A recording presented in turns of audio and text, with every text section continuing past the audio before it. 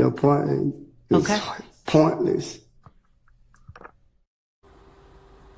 Hey guys, hope everybody is doing well. Today's a day that I think a lot of people have been waiting for and asking about for like months now at this point. We have official filing on behalf of Mounk Tounk by Tiffany Adams, also known as the Fit Lawyer, and Jim / Happily Angry Lawyer, or AKA / Happily Angry Esquire. A lot of nicknames going on there. They have officially filed a motion to vacate a void sentence on behalf of Antonio Sledge. A lot of this, like, it goes beyond the 16-11-131 verse 16-11-133 issue, but a lot of it centers on that. So if you guys don't remember, count 30 in the YSL indictments, Mounk Tounk was facing count 1, RICO, and count 30. But count 30 did some switcheroos. In the May 9th indictment, we have it read as following. Antonio Sledge, aka Mounk Tounk, is charged with the offense of possession of a firearm by convicted felon. That's 16-11-131. For the said accused in the county of Fulton and state of Georgia, on the 5th day of December 2021, did knowingly and without lawful authority possess a firearm, to wit, a handgun, after having been convicted of a felony in indictment 15 SC 1389-94 in the Superior Court of Fulton County, Georgia. And just pay attention, this is a bit longer. There's 3 parts where this changes compared to how they do it in the second indictment. Participation in criminal street gang activity, aggravated assault with a deadly weapon, and aggravated battery on the 10th day of January 2018. So, when they did the second indictment, it was a little bit different. You can see there's a bit different in length there. The sizes are different. And now we have a longer first part in bold. We go from, in May, possession of a firearm by convicted felon, to possession of firearm by convicted felon previously convicted of a felony involving the use or possession of a firearm in violation of Georgia law pursuant to OCGA 16-11-133. They read all the mix.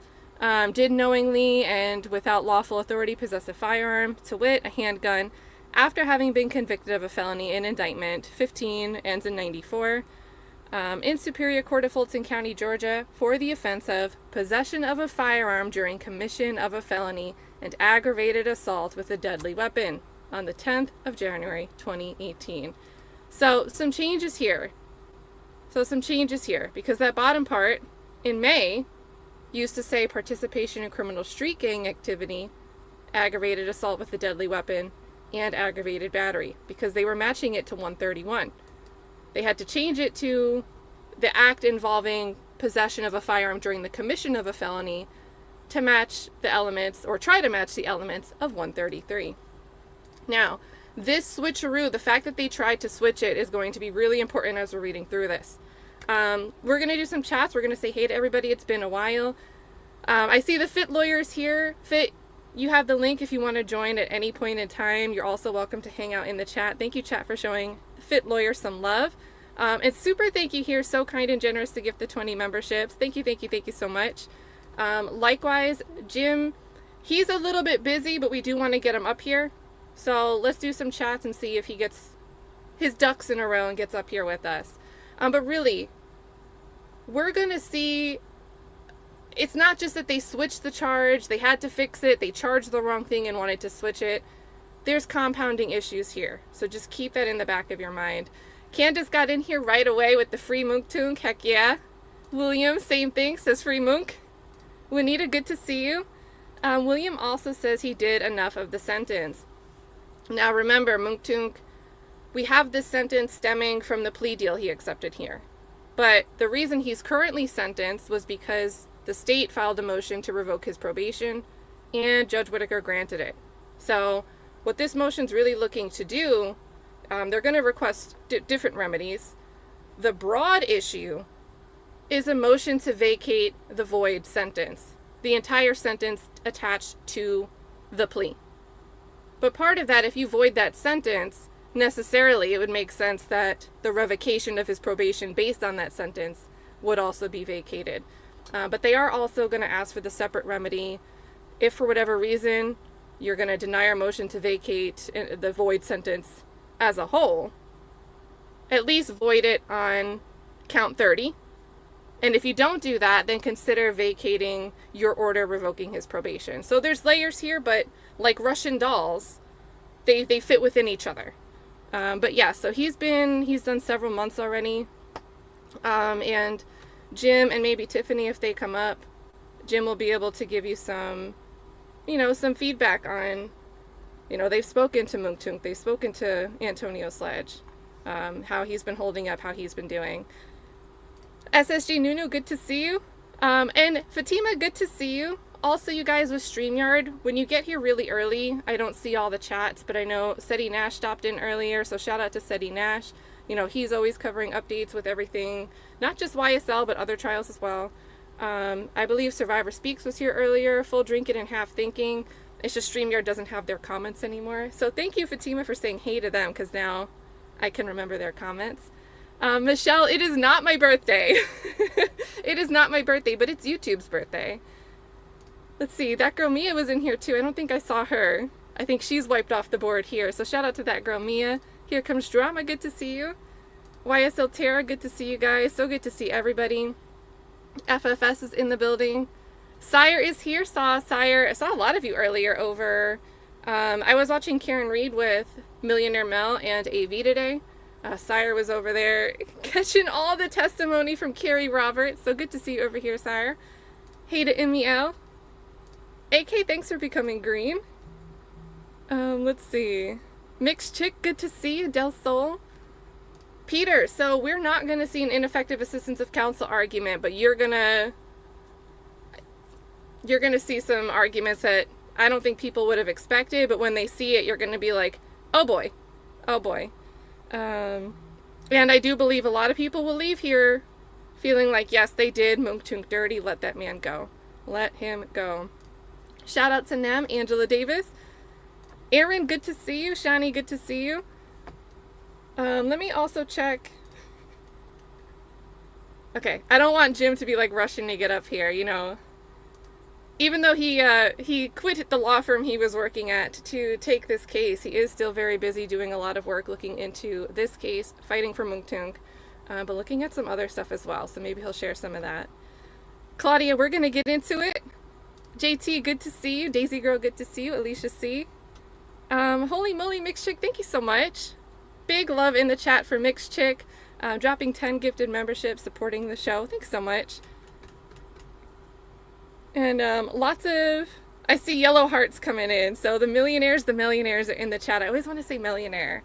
So good to see everyone coming over from Mel. If you guys in the chat, I'm sure a lot of people have been following the Karen Reed case. Jim also has a guest appearance on Britt Happens. It's linked in the description. That's at 10 p.m. Eastern. He's going to be chatting about day 1 and day 2 of the Karen Reed trial tonight with Britt. So that's linked in the chat. I know so many people are following that case. Let's see. I got Peter Ortiz. Good to see you. Boom, boom, boom. T Sharp. Good to see you. Classy. Good to see you, Classy. Did you drop the beats from your name? Or has it always been like this?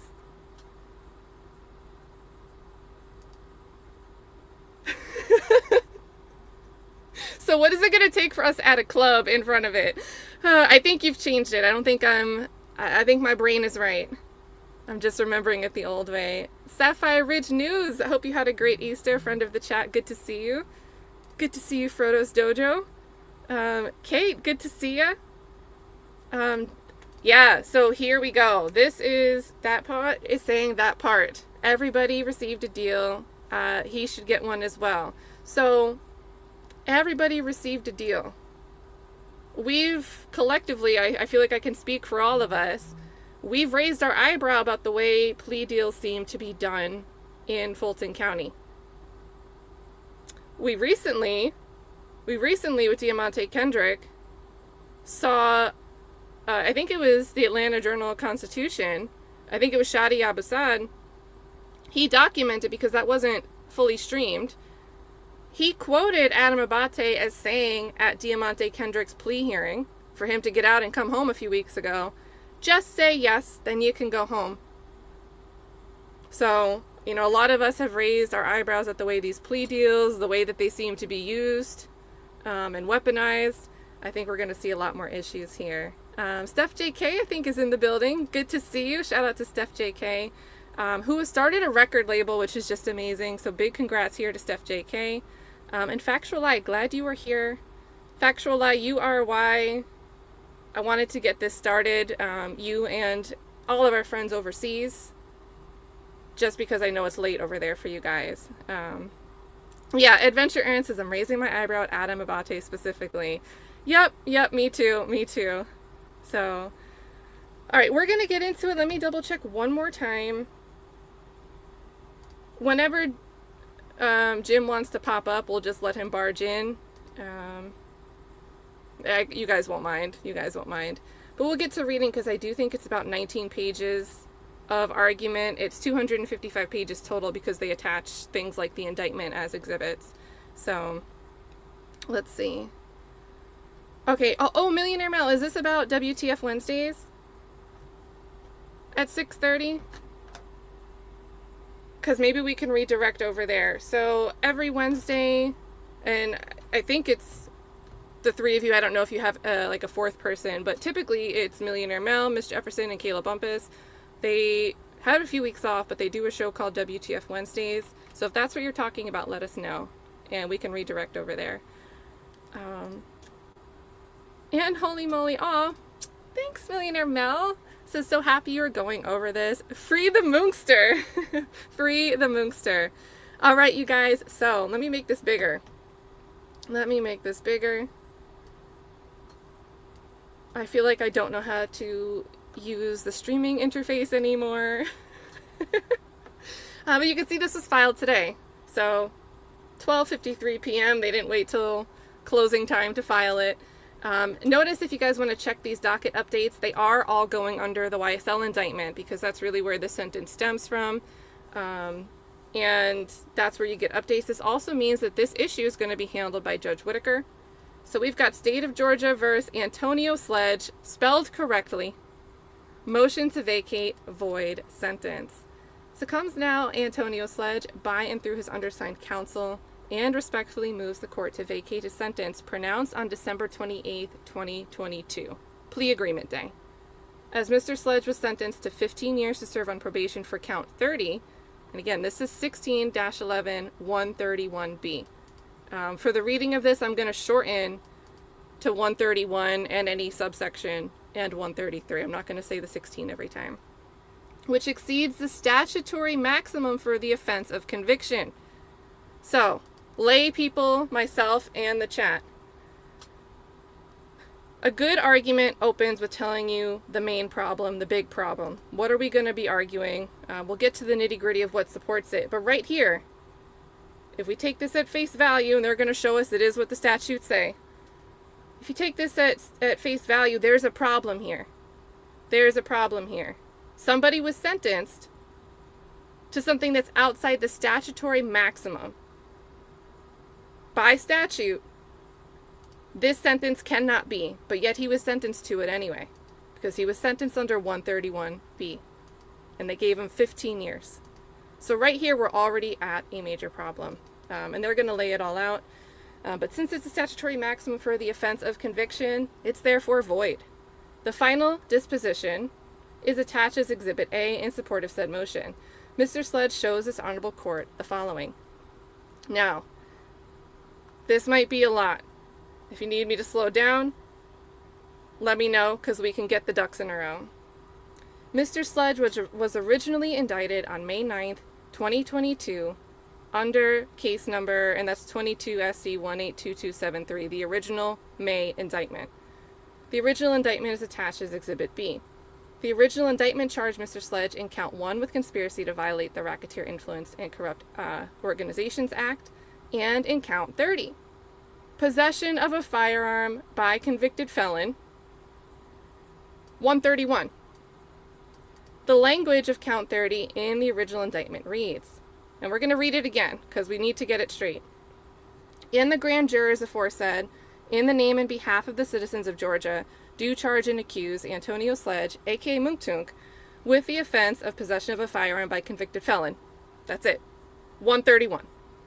And again, because he had a handgun after having been convicted of a felony in a previous indictment in the Superior Court of Fulton County, Georgia, for the offenses of participation in criminal street gang activity, aggravated assault with a deadly weapon, and aggravated battery on the 10th day of June, January 2018.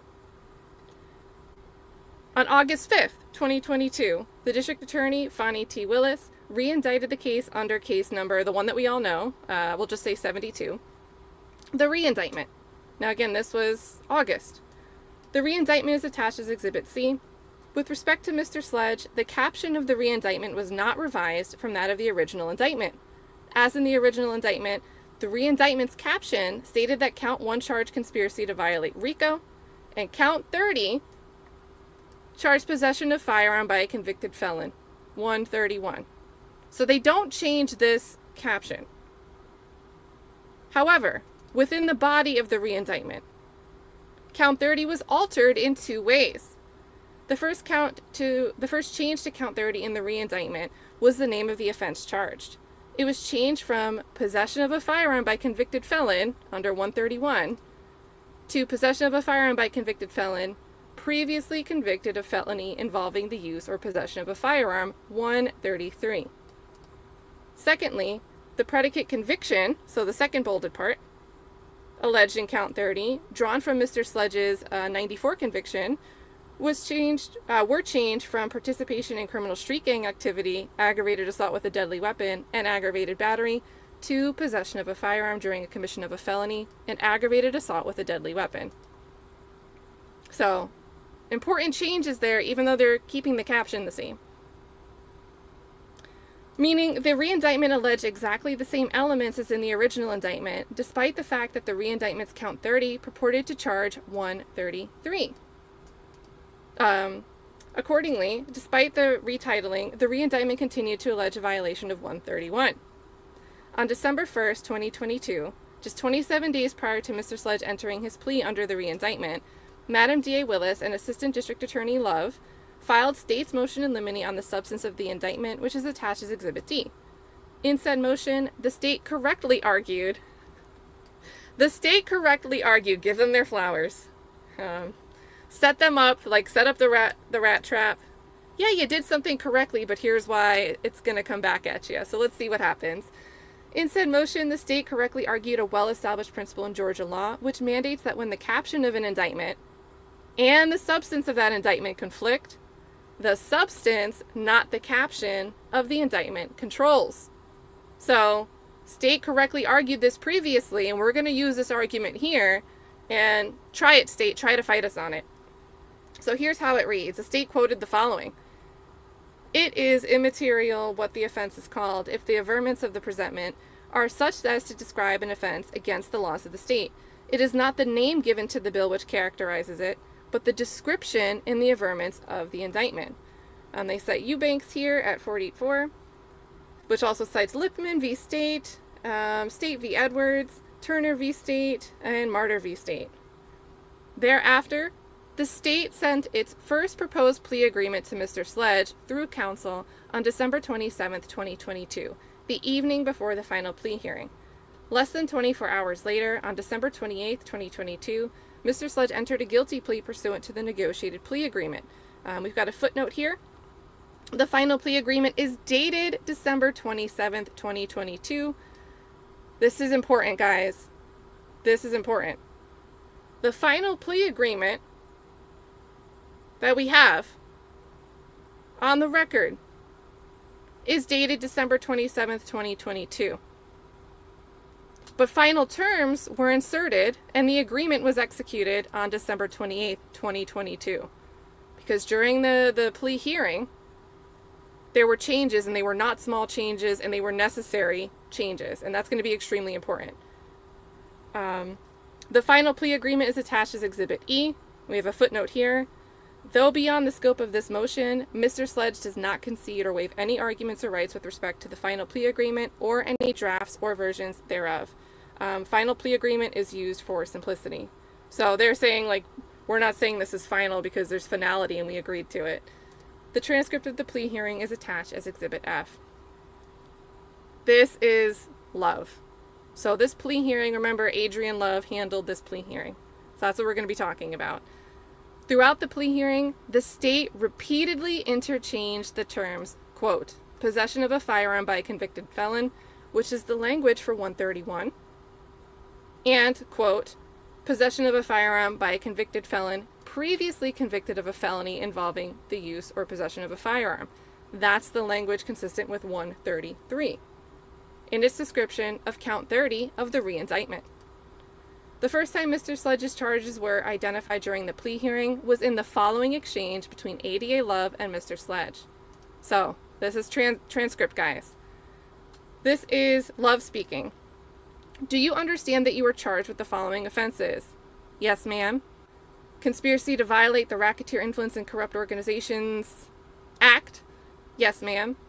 As well as possession of a firearm by convicted felon? Question mark? Done. Yes, ma'am. As listed in count 30 of this indictment? Yes, ma'am. State of Georgia versus Antonio Sledge, 72, filed February 27th, 2023 at 5:19, and they're giving the timestamps of the transcript. Next, on page 7, lines 16 through 19 of the plea transcript, ADA Love asked Mr. Sledge, do you understand that the sentence for violation of count 30 of this indictment, possession of firearm by a convicted felon, which sounds like 133 because we stopped there, but then Love says, as in 133. So we're using the language of 131, possession of a firearm by a convicted felon, but then we're giving 133 as the statute. It's 15 years in prison. So while they're asking and getting confirmation from Mounk Tounk that he's aware that the sentence would be 15 years in prison,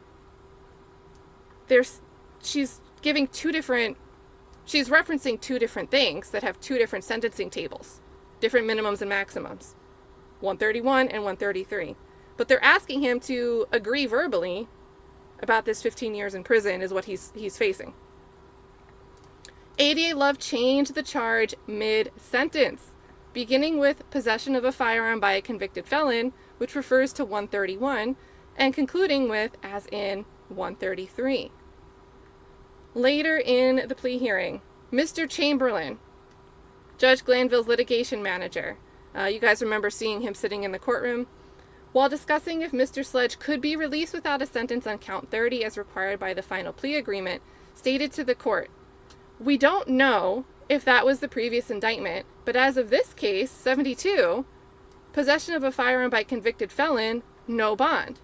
So Chamberlain's pointing out what you're trying to offer him here isn't compatible with, Chamberlain seems a little bit confused, and he's stopping, he's saying, hold on, if you're trying to pair this up and charge it in this way, then there'd be no bond. We have an issue with the terms of the plea agreement that you're trying to push through. There's a structural issue with the plea you're trying to put together and sign off on today. Judge Glanville, in his oral pronouncement of the sentence, referred to the charge as possession of a firearm by a convicted felon previously convicted of a felony involving the use or possession of a firearm. So that would be 133. Shortly thereafter, also on December 28th, 2022, Judge Glanville entered the final disposition, which lists count 30 as possession of a firearm by convicted felon, 131 subsection B. So, we have oral pronouncements by the judge saying what's being entered is in relation to 133. A totally different charge than 131, which is what's entered in the final disposition. Mr. Sledge's, specifically 131B. Mr. Sledge's final plea agreement contained a condition which required him to testify at trial. After Mr. Sledge testified during the first trial on this re-indictment, the state filed its motion and petition to revoke probation, which is attached as Exhibit G. In the petition to revoke, Assistant District Attorney Adam Abate stated that Mr. Sledge pleaded guilty to conspiracy to violate the Racketeer Influence and Corrupt Organization Act and possession of a firearm by a convicted felon. So, Remember, this is what we saw somewhat recently. What was that, like October of 2024? Maybe November? But last fall, Adam Abate is representing to the court that that Sledge had pleaded guilty to what would be titled consistently with 131. At the evidentiary hearing regarding the petition to revoke, the court took judicial notice of Mr. Sledge's testimony from trial and ruled that Mr. Sledge, quote, has violated the special conditions of probation as alleged in the petition for revocation. The court then revoked 5 years of Mr. Sledge's 30-year sentence and ordered that he be reinstated on probation upon release. The order of revocation is attached as Exhibit F. Now, are we following that there's... And remember, I'm pretty sure they got to trim this stuff down. They got to keep it... They want it to be smooth reading. But I'm pretty sure there's more confusion than just this as it relates to the interchanging of 131 and 133. This is a motion to vacate that's being filed. There could be oral arguments, and they could move on to different types of motions if this isn't enough. But here, are we following that there is some back and forth here between this 131 and 133 that happened in between Mounk Tounk saying in court at the final plea hearing for him before he signed, saying, yes, ma'am, I understand. And then there was a whole bunch of confusion brought to the attention of the court by Mr. Chamberlain that, hey, you know what, the way you're trying to charge this, the sentences aren't allowable. What you're trying to propose as a sentence isn't compatible with the charges here. And that was after Mounk Tounk had already said, yes, ma'am. So are you guys getting, like, it's a lot to digest, but how can you say that somebody knowingly agreed to what they were entering into if it was changed after they agreed? So there's that. Now we're going to get into citation of authority and argument. And remember, this is going in front of Whitaker. So I personally look at Whitaker as case law fangirl, right? So we're starting right away with case law. I think this is going to be great. I think the state is weak. They struggle when it comes to backing up their arguments with case law. But Jim and Tiffany are getting right to it, right in the beginning of their argument here. No, Peter Ortiz, 131 is not interchangeable with 133. It's a different charge with different elements. Different elements for 131 versus 133. In part, the previous conviction. And then they carry different sentencing guidelines. So because they're different and require different elements, and then they also necessarily have different sentencing timetables, when they're using these charges interchangeably in pushing a plea deal on somebody, if they're leveraging a more severe sentence, something that would carry a more severe sentence to get someone to agree to a plea deal, but then they're changing to work the structure of the plea deal to something that they can push forward at court, did that person really truly agree knowingly? Because if they thought they were facing something that could have been consecutively served rather than concurrent. So let's say, for example, 15 years, and you're telling me that if I don't take this plea, I'm probably looking at 15 consecutive. But with this plea deal, we're going to let that be concurrent. We're going to put you on probation. We're going to offer you, with Mounk Tounk specifically, they end up offering him the option to stay. And I think they'll get into this. But they don't sentence him. They say that they won't sentence him right away for count 30. And so he agrees to those terms. But then they have to change it because they weren't allowed to offer that type of agreement. And there's a whole bunch of issues that this is going to articulate better than I can. But my point is here as a layperson, how can anybody, Mounk Tounk or anybody, how can they knowingly agree to something that gets changed after they agree to it?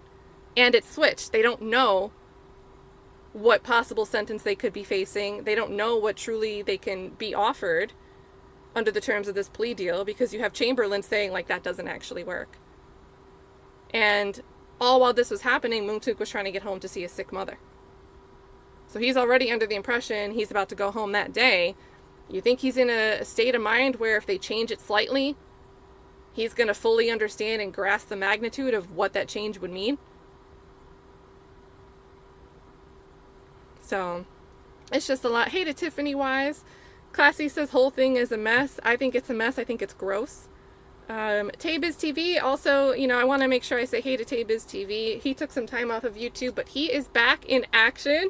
So it's great to have Taybiz TV back on YouTube. Glad you're popping in here. If one of the mods could drop the link here to Taybiz TV's chat, that would be great. Taybiz says for the love. Shout out to Kat and Chidat. I like that. I like that a lot. Whew. So let's get into these arguments. Sentences unauthorized by law are void and must be vacated. In the context of a criminal conviction, quote, a sentence is void if the court imposes punishment that the law does not allow. That's from Parrott v. State. That's a 2021 case from Georgia, which also relies on Thomas v. State from 2013. And this is true even for defendants who plead guilty, because a defendant who knowingly enters a plea agreement does not waive the right to challenge an illegal and void sentence. So there's been, especially on social media, a lot of people hold this sentiment that, well, Mounk Tounk or anybody, they knew what they were agreeing to. Plea deals with probation are a trap.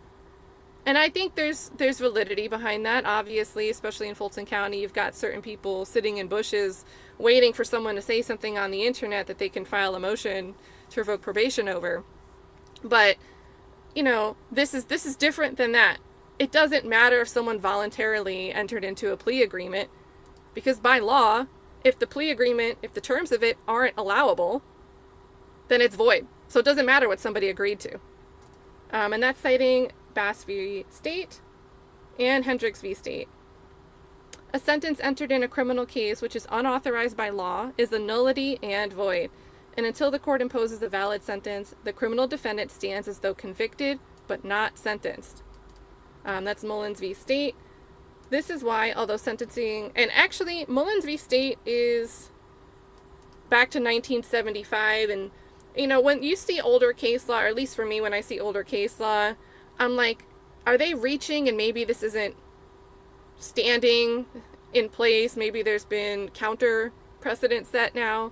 Or is it just so well established that nothing has had to climb up through the courts because nobody even brings that issue forward?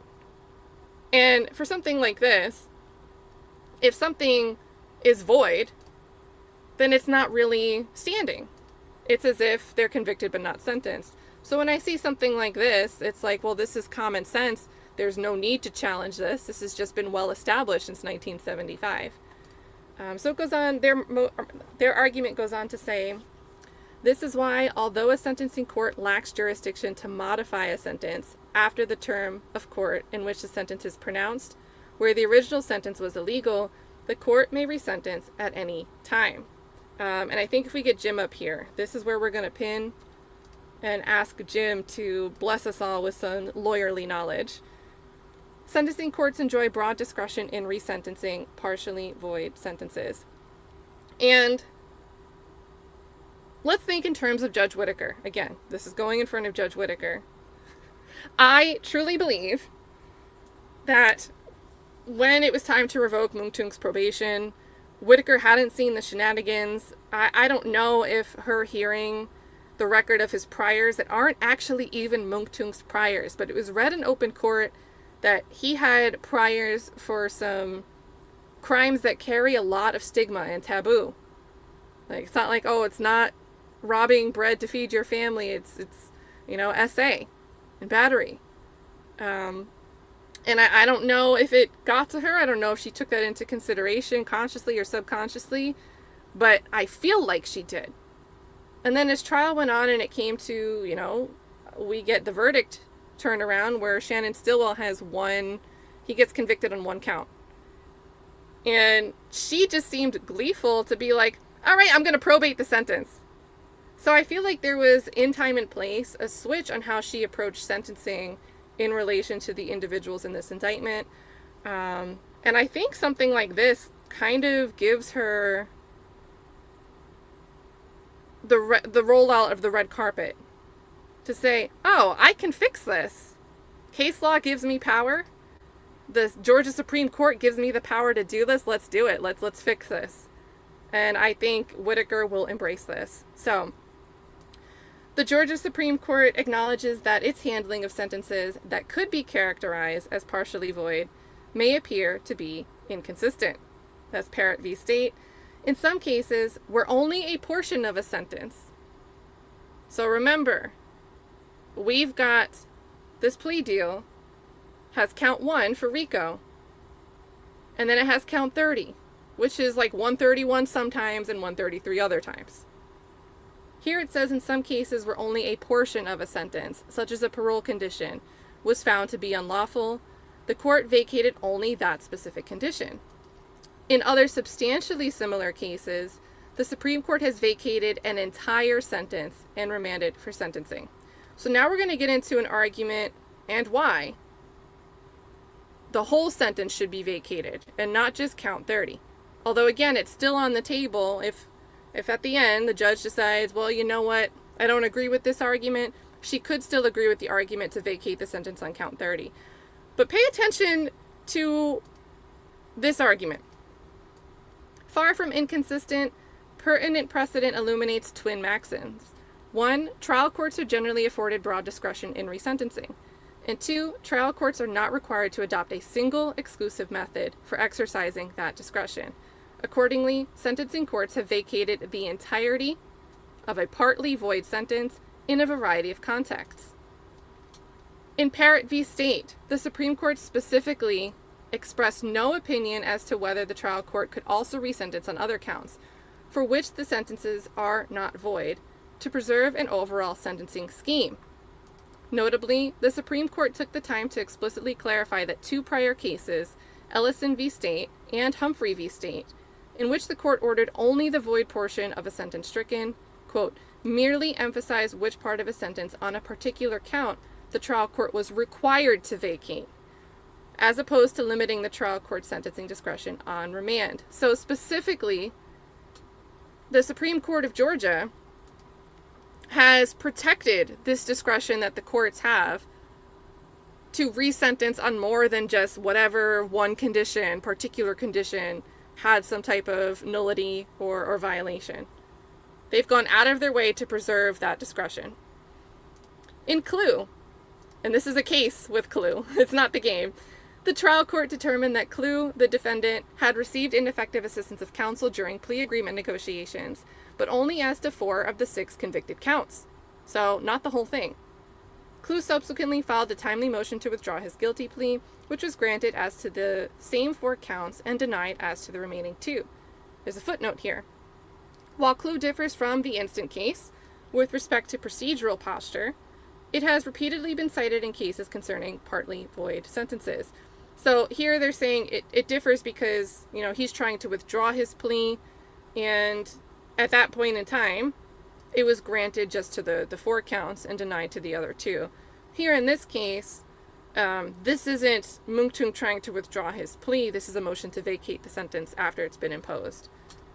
The Court of Appeals held that the denial constituted an abuse of discretion because 1, the ineffective assistance as to the 4 counts undermined the voluntariness of Clue's plea to the remaining 2 counts. So think about that. You have a defendant who wants to take a plea. It's involving these 6 counts, but there's issues with 4 of the counts. Well, if there's an issue, if you take a complete plea package, you say all of this together, this is what I'm facing if I go to trial, I'd rather take a plea with these 6 counts. I'm considering all the things. Every count carries their own minimum and maximum of sentencing, and there's calculations that go into what plea is offered to you. Well, if there's an issue with 4, it might be possible that your plea deal could have looked different if we went back to the drawing board, and you might have not made the same decision to accept the plea that included 5 and 6, which weren't withdrawn, if the whole package looked different. So the second part here is the defendant's negotiated plea agreement was a package deal, the terms of which should not be treated in isolation from one another, but rather as a cohesive whole. In Kaiser 1, Kaiser, a physician, entered into a negotiated plea agreement. Pursuant to a negotiated plea agreement, Kaiser pled guilty to more than 60 counts and received a 30-year sentence. At the plea hearing, the sentencing court, sua sponte, altered a negotiated special condition of probation, rendering the sentence indeterminate and therefore void. So sua sponte means the court does it without a party motioning them to do so. They just do it like on their own. Treating the negotiated plea agreement as a package deal, the Court of Appeals vacated the entire sentence and remanded for sentencing. So to break it down, what happened with Kaiser, Kaiser made a decision to plead guilty after considering what was being offered to him in relation, it's a sum of the parts thing. He said, yeah, I'm going to agree to this plea deal for these 60 counts and this 30-year sentence you're offering me as a whole for these things. But then the court, separately from the parties conferring with each other and negotiating, enters their own negotiated special condition. Says the sentence is void. So when this goes on appeal, the Court of Appeals says, well, hold on, this was a package deal. This was a package deal, and because of that, when you move one part out of it, the defendant could look at the whole differently now that that one part is gone. So we've got to vacate the entire sentence and remand for sentencing. In so holding, the court observed that in many circumstances, it is appropriate to view the final negotiated plea agreement as a package deal, the terms of which should not be treated in isolation from one another, but rather as a cohesive whole. And here we're getting from Halford, single void special condition appropriately stricken, where plea agreement left all conditions of probation in the discretion of the sentencing court. So, I'm looking over here. Peter Ortiz says, what is the state not understanding? I think sometimes I don't think they care if they understand what they're arguing. They're just going to argue. That's me. That's what I think. Britta, so in a situation like this, I don't know if there's going to be some type of like emergency thing where Whitaker wants to just lift it. But at this point, the state should be filing a response. We can look at that and we can see what they understand. Good to see you, Granddad Gaming. Good to see you. And no, so William, hearing it today, no, I mean, the state will have some time to respond. And I don't know if I would love to see, I feel like this would be something that they hold a hearing over, and we can tune into that. I don't think this will just be something that with emotion, we'll just get an order coming down. But the plus side of that is we'll get to watch, or at least hear a transcript or a recitation after the fact of the state trying to argue this live and in person. For Always, Forever, for Life says, Mounk Tounk doesn't read for comprehension. Now, I've got to say, I think, what normal person would understand what was going on as this was going on? I don't think I would understand it. And, I try to absorb this stuff. I don't live in Georgia. I've never personally faced conflicting counts of 131 and 133. But it's still confusing to me. And it's still confusing to me. We had issues with 131 and 133 in relation to Diamante Kendrick during the time they were working on jury instructions before deliberations in the YSL trial. Remember that whole kerfuffle because Doug Weinstein raised the issue? You're in one indictment, it's consistent with 133, but the elements aren't there. The elements aren't there for 133, even though 133 is the count specifically charged to my client. And so Whitaker turned around and gave permission to the state to instead send 131 back to the jury, but wasn't allowing 133 to go back to the jury. So, just a hot mess. And my recollection of that day was they brought John Floyd in to help them on that a little bit. And Abate was fighting for it. I think Abate was turning red. And that's why I say I love jury instructions. I love what they argue about during jury instructions because it's so critical. And a sharp lawyer getting in on issues of elements in the indictment, what can go back to the jury. Was there evidence on the record of this thing? That's why we had the constructive possession issue for everything but the marijuana. So all the drugs that were found during the raid of Jeffrey Williams' home, they tried to give a constructive possession count to Diamante Kendrick for. But all these things that were found in high-up cabinets tucked away, Whitaker was like, there's no evidence that Diamante Kendrick, the elements of constructive possession aren't met here. So, but I love jury instructions for stuff like that. And I love that Whitaker is sharp and decisive and doesn't just let things roll forward without challenging them. Yeah, Adventurer says, boo, Abate with the tomatoes. Heck yeah. So this is written by the Fit Lawyer ATL, Tiffany Adams, and Jim, the Happily Angry Lawyer, Jim Robichard. So that's Happily Angry Lawyer as a YouTube channel and on Twitter, but you might remember him from the chat as Jim R before he changed his YouTube name. So the two of them going bananas here, going bananas. Let's see. We've got the third argument here. The 15-year sentence on count 30 is void. I forgot I can make this even bigger.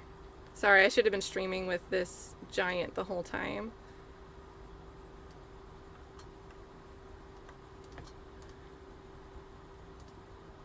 Alright, well, I'm blocking it a little.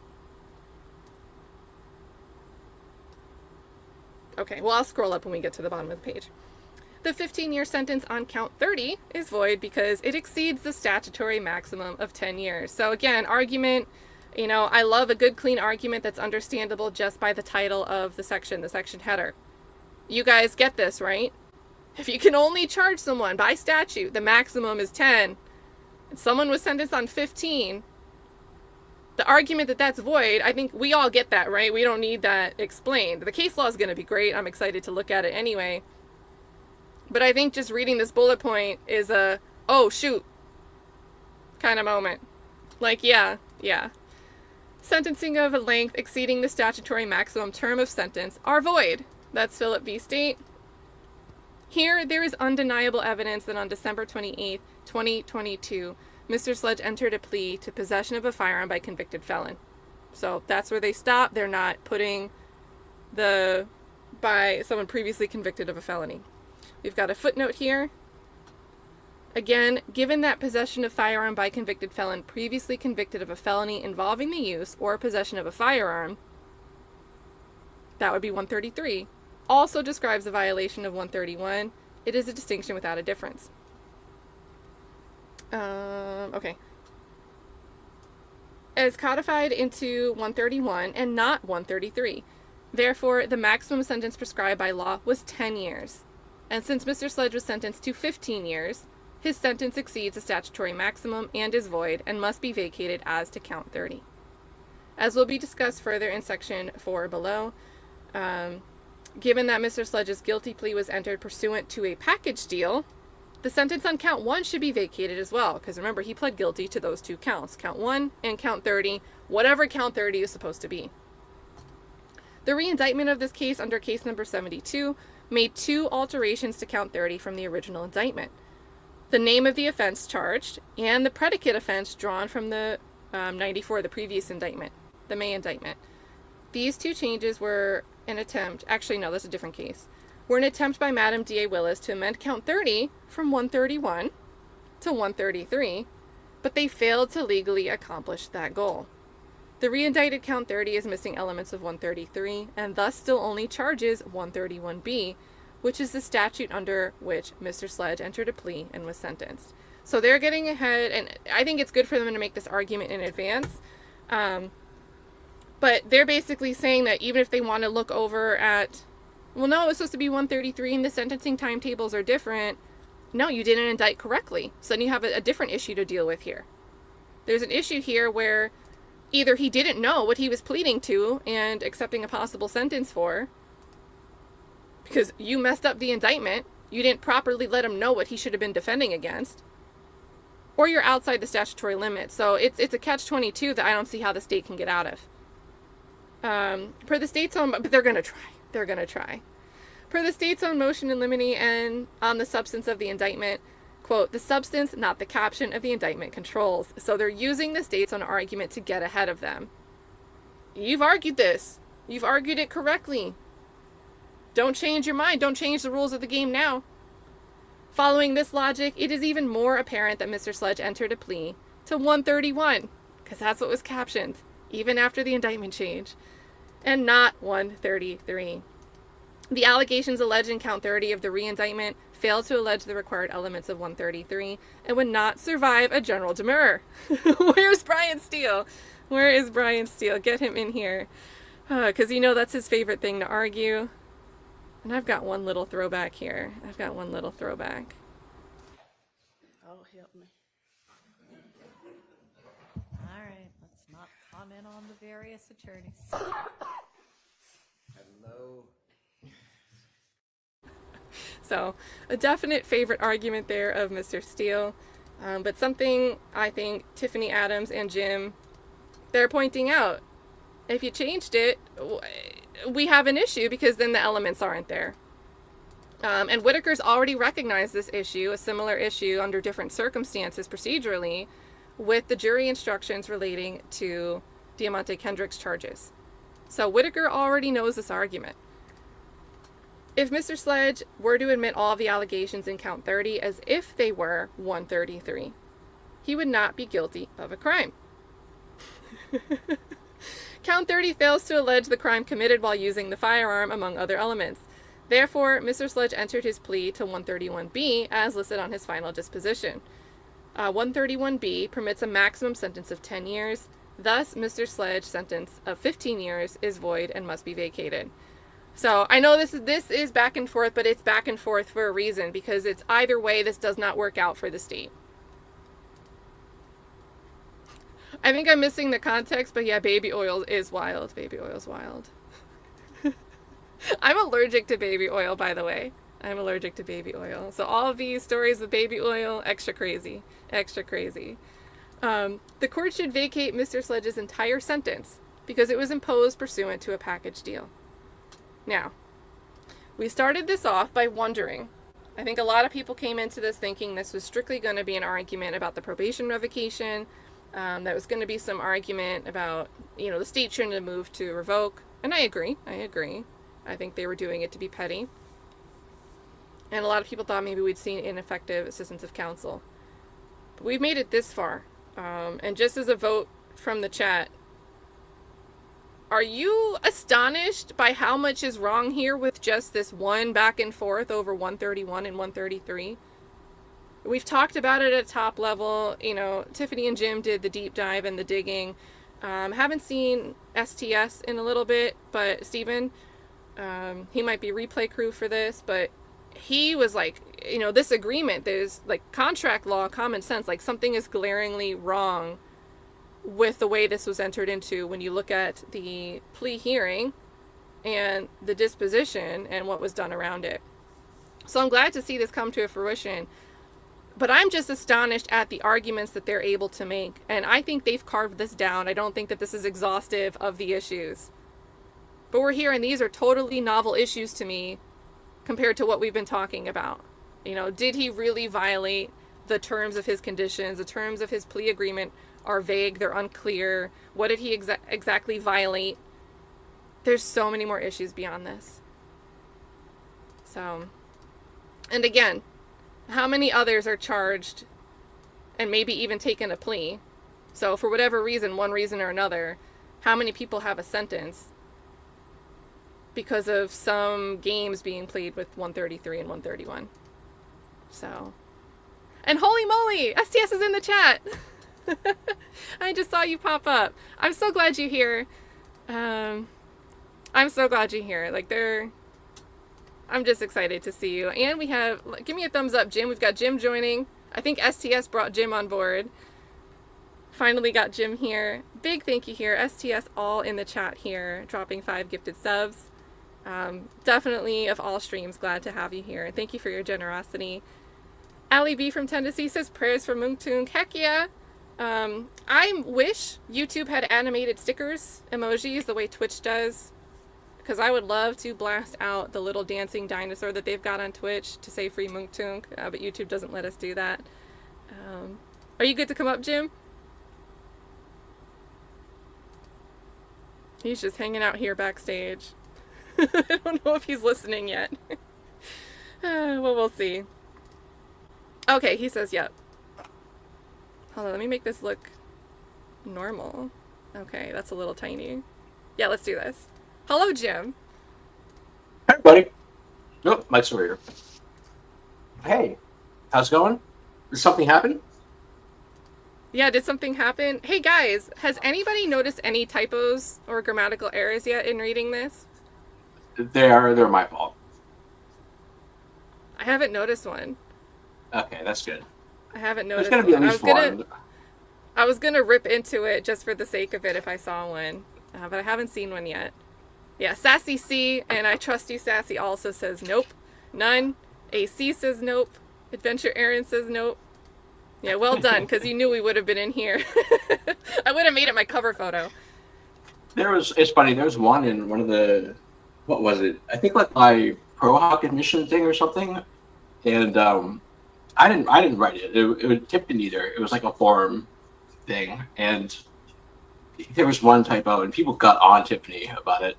And she's like, why are people so harsh about my typo in this thing? It's because you. I don't know. I don't know why people care so much. I'm sorry. Was it the Antonian? No idea. It was like Antonian, like onion, Antonio. I think that might have been it, yeah. The man has layers. It's fitting. It is fitting. He does. Oh, goodness. So glad to have you here. We are up to argument 4. Which means we've gotten through... You know your document well, but if you need a refresher, that means we've gotten through the statutory maximum issue. Okay. And that's the important one. Through, you know, the court has broad discretion to resentence for everything, even if it's only partially a void sentence. And Ooh, that's a mistake. I should have pushed that down to the next page. The heading shouldn't have been on the end of the page. So that's a mistake. Chat.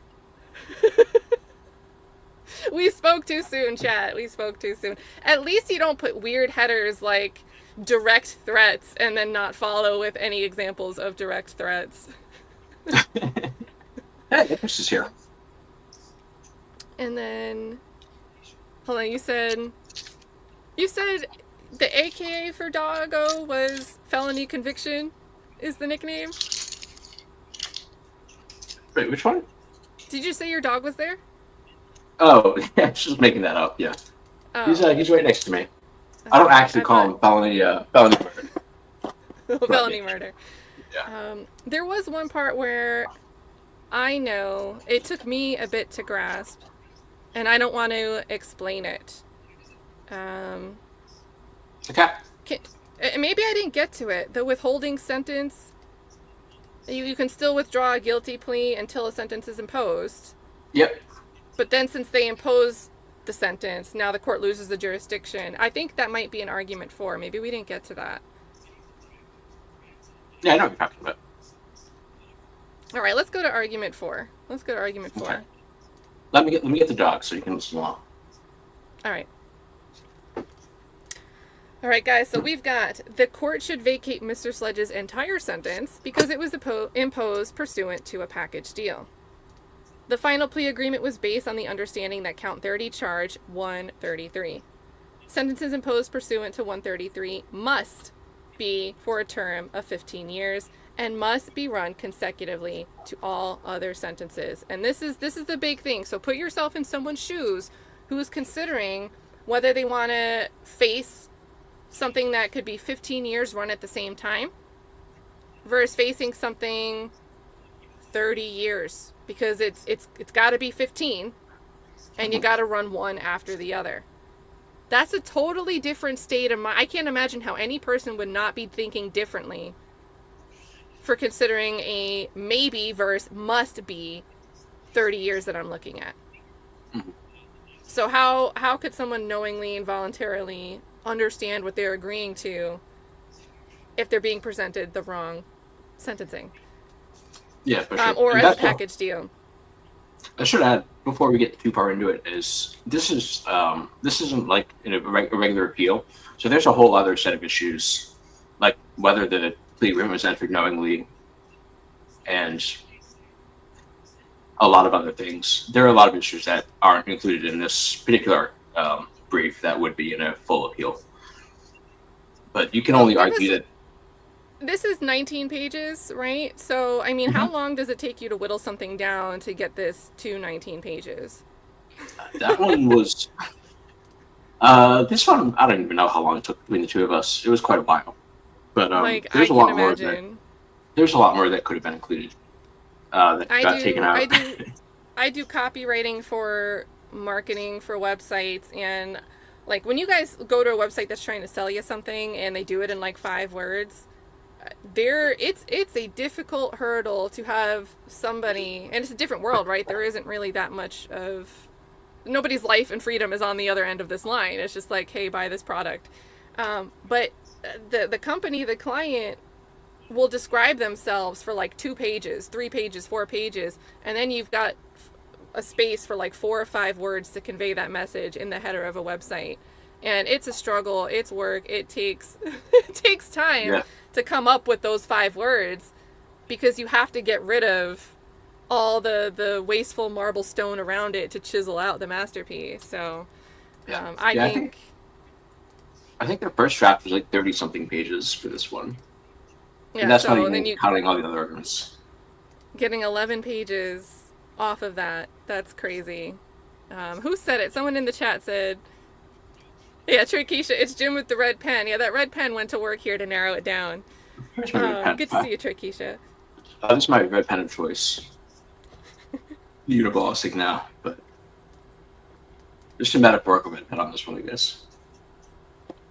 Yeah, I've got it. So let's see if we get this, and if we don't, you can explain it. So Okay. Mr. Sledge was led to believe that count 30 charged 133. Thus, he sensibly and successfully negotiated for concessions with respect to count 33, as if it was charged 133. I'm sorry, I forgot it was this part. Huh? Never mind, keep going. Okay. He secured a promise that count 30 could be null prost. Did you say nolle proseque? How do you say it in California? I don't say it. We don't say it. I've never seen that in my life. Really? No. Dismissed? I say null pros. Yeah. I say null pros. But like other channels, I hear them say like nolly, and that's it. I've never heard that. So I'll go. No. I always think of like it's like a skateboarding term with an N in front of it. So he secured a promise that count 30 could be null prost. So we know that we would end up not actually prosecuting this. And the other side of that would be that the sentence could be suspended and that the sentence could be served on probation. From Mr. Sledge's perspective, those were the most critical points of the plea negotiations. The count 30, in fact, charges 131, renders the concessions that he negotiated pointless. And we'll get into this, but this is Jim, where can you give us the 411 on the withholding sentencing and when you can withdraw a plea and when the court has jurisdiction over it? Because that's a lot of moving pieces to me. My brain's not getting it. Yeah. I'm sorry, I just like the pointless part. Let's see. You can withdraw. So you say you plead guilty, but that's the first step. And then the judge will impose the sentence. To say you plead guilty to 133. That's a bad example because only one sentence. You plead guilty to 131. And, the judge will make sure that you've pled voluntarily and whatnot. And up until the moment that he actually gives you the sentence, you can withdraw your guilty plea. In some circumstances, even after you get the sentence, you can withdraw the guilty plea. In this situation, so this sentence has to be a valid sentence. So here, if you have a sentence of 20 years on a maximum of 10 years, then it's as if you haven't had the sentence imposed at all. So you could withdraw your guilty plea, even though the judge kind of, in theory, did impose a sentence. It's not a valid sentence, so it can still be withdrawn, if that makes sense. And here, for the sake of this argument, is now he would technically lose, like he's sentenced and now he's having the sentence for it revoked. He's essentially losing the opportunity to withdraw his plea when originally one of the terms that he successfully negotiated was that he'd be able, in theory, to withdraw. And now Yes, after right, yeah. they end up rearranging it, he can no longer withdraw it and probably didn't understand that. Yeah, I mean, I don't think anyone understood it. I don't think it was just him. Yeah, it took But me yeah, it took me a bit. It took me a bit to digest it and then yeah, remember like how it actually works. yeah. That's another example of like when I kept saying that he was right. It wasn't that like he needed mercy or anything, or that like he didn't understand. It's like he did understand, and They okie doked nobody him. else did. Yeah, Yeah, they okie like, the only one that seems to have registered it was Chamberlain, which is just crazy to me. I mean, shout out to the clerks and all the assistants. They be knowing a lot. yeah. There's and one keeping moment. the courtroom in check. There's one moment when he's testifying where they hand him the agreement and they ask him to read it, and you can just see him getting confused. And I know that he's getting confused because it doesn't make any sense. But everyone else is thinking like, oh, he just doesn't understand it or he doesn't remember. But like, no, he actually remembered what the agreement said, and he's trying to figure out why they're handing him this thing that doesn't line up with what the agreement was in the end. And it also makes you wonder, it goes back to that point, like how much comes through the courtroom, especially, he's the assistant for one judge. How much comes through in front of that judge where he's doing this work? I forget his title, litigation something. Litigation administrator or something. Yeah. I don't want to just say clerk if they're not a clerk, but for shorthand, we'll say clerk. There's one line of questioning where they kept asking him what changed between December 28th when you signed the agreement and today that makes you no longer understand the agreement. It's like, well, the agreement changed. That's the whole thing. Yeah, the agreement changed and I don't understand the consequences of it seems like a pretty big deal. If I don't understand what changed, that sounds like I don't understand. Right? How would the conclusion from that not be that somebody's not understanding what they're agreeing to? Yeah. If they can't even articulate what the difference is. I think I would say for Chamberlain to notice that, it just makes me think again, these 131s and these 133s come through his desk more often than not.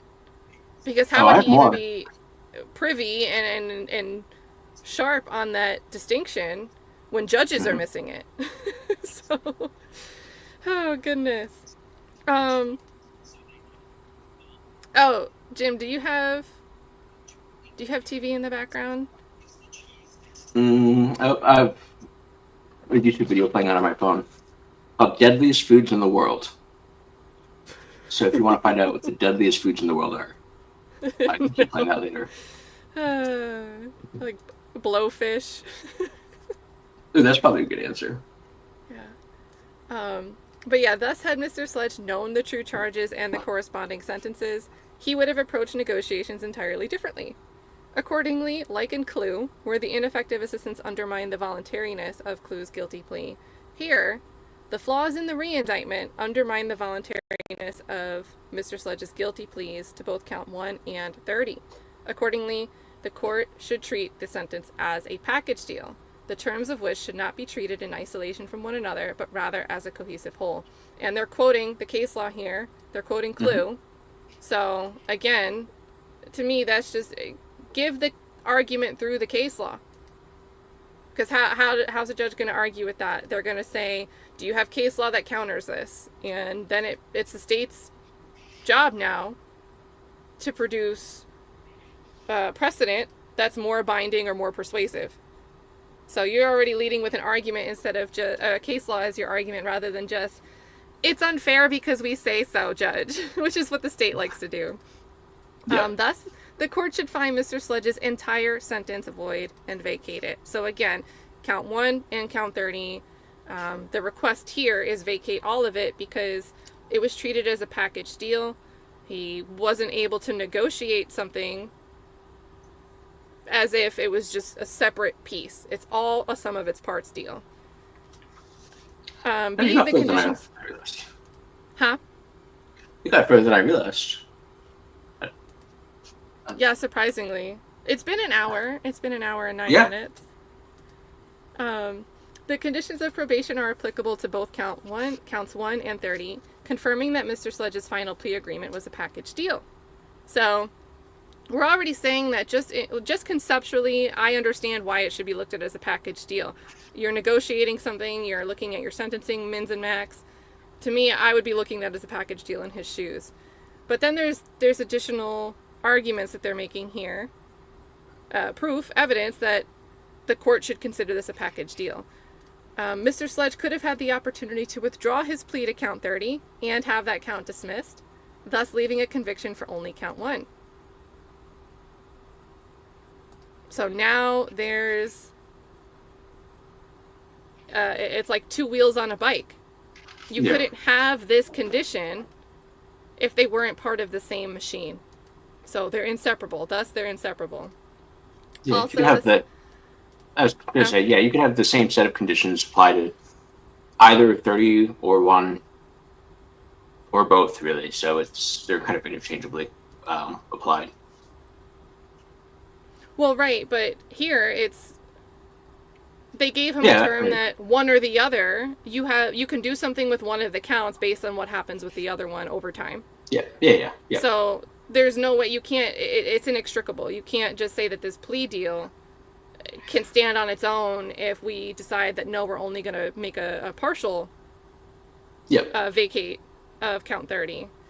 Totally. And I just can't picture someone like Whitaker not thinking the way I'm looking at this. Whitaker is way better at me at like understanding what the law is, and it seems on its face pretty obvious to me that she has the discretion to consider to resentence entirely.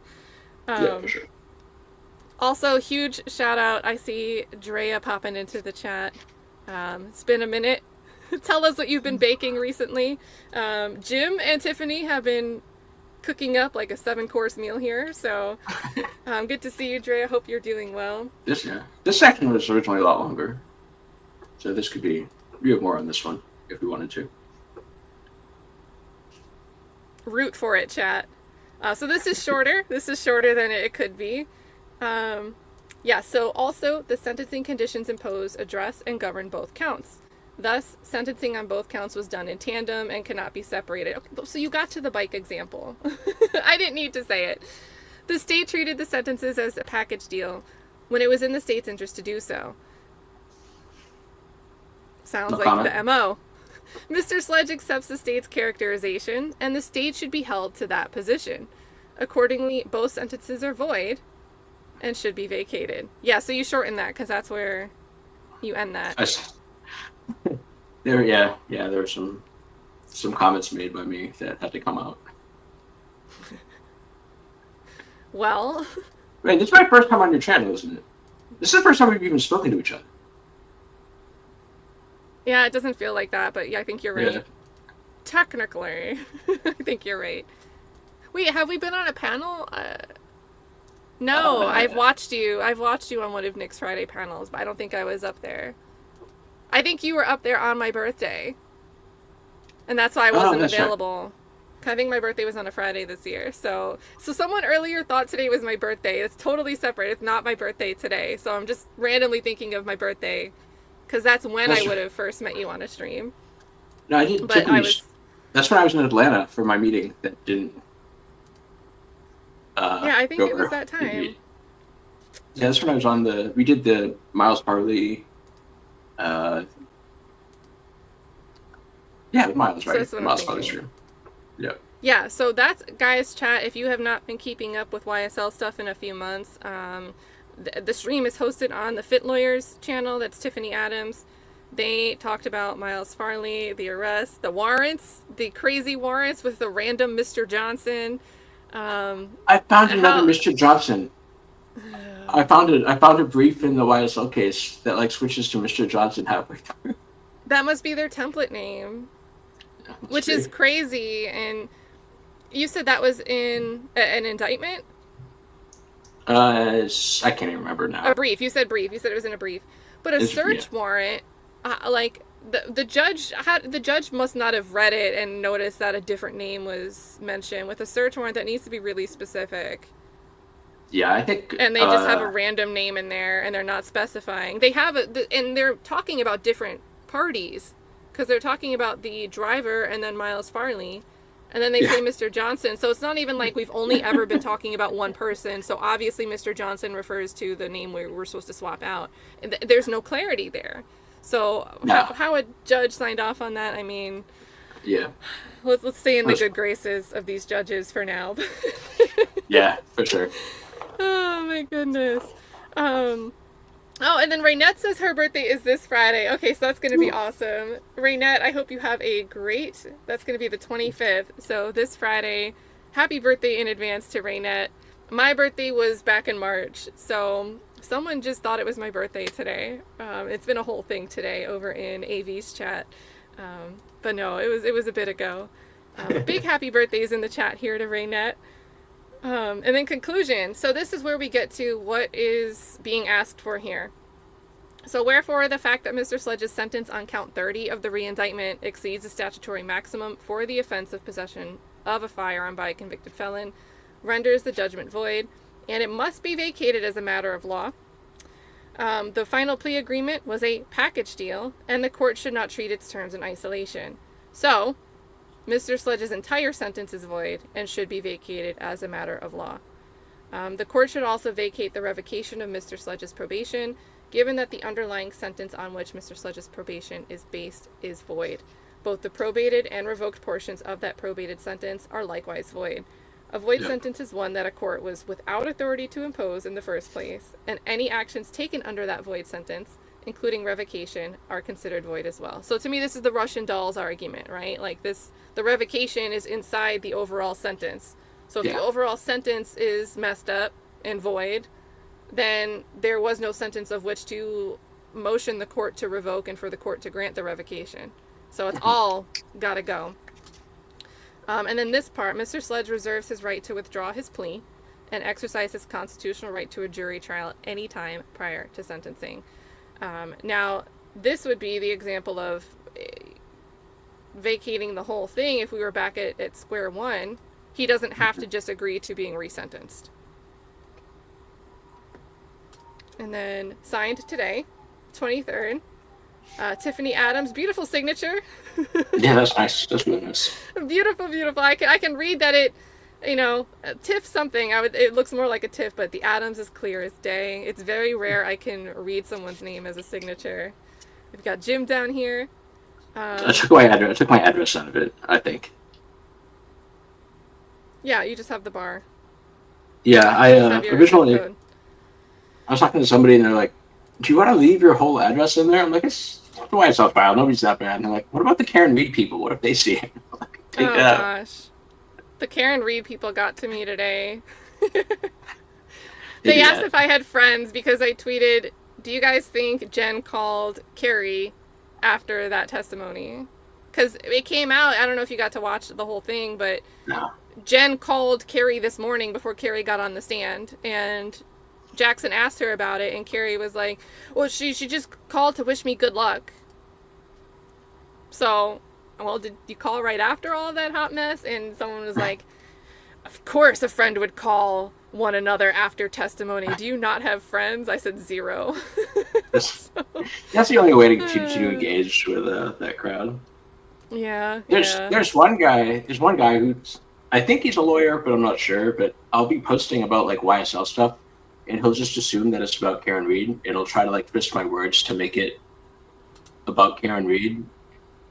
Like, clearly this is somebody who doesn't understand Massachusetts law. You're right. Didn't they comment on something where you had the statute OCGA sitting in the screenshot? Yeah, I remember that, and I remember thinking it's stupid because you might not know the acronym of a state's legislation, what they title their legislation, but the acronym GA should hint that it's not Massachusetts. Yeah, you'd think so. Oh, goodness. Holy moly. Okay, wait, I think, is this Niche or Nisha? I think Niche has a birthday coming up. Here Comes Drama says Saturday. So happy birthday to Here Comes Drama. We got a whole... Club Classy needs to open its doors for... What sign? What's Aquarius? Or no, not Aquarius. What sign are we in, guys? We need a Club Classy event for this zodiac sign. Yeah, who do we gotta beat up? Nobody. I think logic like that, chat, you guys understand the implication of two friends that are both witnesses in a trial talking to each other before and after one takes a stand, when a huge part of the questioning going to either of them is, did you guys prepare your testimony together? Did you guys get your story together? If anybody doesn't understand that that's beyond just, of course you call to check in on a friend, that's on them. That's their problem. They're beating themselves up. so it is fine. Yeah. It's not like it's like a new trial that they haven't. No. They've talked about it before this moment. You know what I mean? Like, it's not a surprise or. Yeah. Well, they beat up. Honestly, they beat up Carrie a little bit on the stand, and some people wanted the defense to go harder, but the defense didn't cross-examine Carrie Roberts in Karen Reed Trial 1. And I believe Carrie Roberts testified after Jen McCabe. She was called to the stand after Jen McCabe in Trial 1. This, round 2, she was the second witness after the paramedic that responded, the firefighter that responded. So now they're actually cross-examining her, and to me, I think the inconsistencies and the issues they elicited from her are now ammunition to go at Jen. Jen's... Yeah. I don't think Carrie might come off as an unlikable witness to the jury, but I think Jen will. So, to me, the defense now has this ammunition to go after someone who's probably one of the most dislikable witnesses that the Commonwealth's going to call. So, yeah, that's going to be a whole time. Yeah, I need to do my homework. I'm supposed to do a show tonight on today's trial.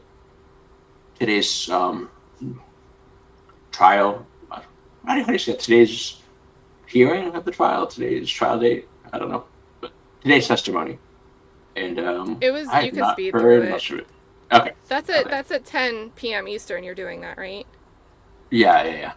So, guys, in the description, there's a link. It's gonna say Jim is guesting with Yeah. Britt Happens. In the description of this video. So at 10 p.m. tonight, if you want to hear people chop it up about the Karen Reed trial and what's happened over the last 2 days, that's at 10 p.m. Eastern. So definitely click that link, and that'll be a good time. I'll pop in over there while I'm cooking dinner. That's always I'm always in the kitchen at night. Huh? Scroll down. She should scroll down on this. Yeah. Okay. This is what I want you to talk about next, guys. So we're gonna look at the disposition and the you want to go to the general conditions and special conditions? You know what I'm gonna look at. Yeah. Yeah. Can you explain to the chat why what we're gonna look at matters? Yeah, sure. So general conditions of probation, well, really any conditions of probation, if they're violated, there could be consequences. So general conditions are, for the most part, you can only revoke up to 2 years of the, if you have less than a total of 2 years left, so you have a year left, then you can revoke the whole 1 year. But so it's up to 2 years basically. And then special conditions, you can revoke up to the total remaining sentence or more than 2 years. So if you have 20 years left, you can do 5 years or you can do 20 years. But basically general is up to 2 and special is up to the total. And now with general, as it suggests, there's, work suitable employment, like these general things that you would expect. But now with special conditions, they've got to be spelled out. That's the extra stuff we add in that's supposed to be binding on these terms of the probation. So here for Mounk Tounk with special conditions of probation, we've got, maybe you should just explain this part, because seeing 2 just yelling out negotiated sentence as if this is a header, right? But yeah. Where is 1? Yeah, I don't know. I mean, okay, so if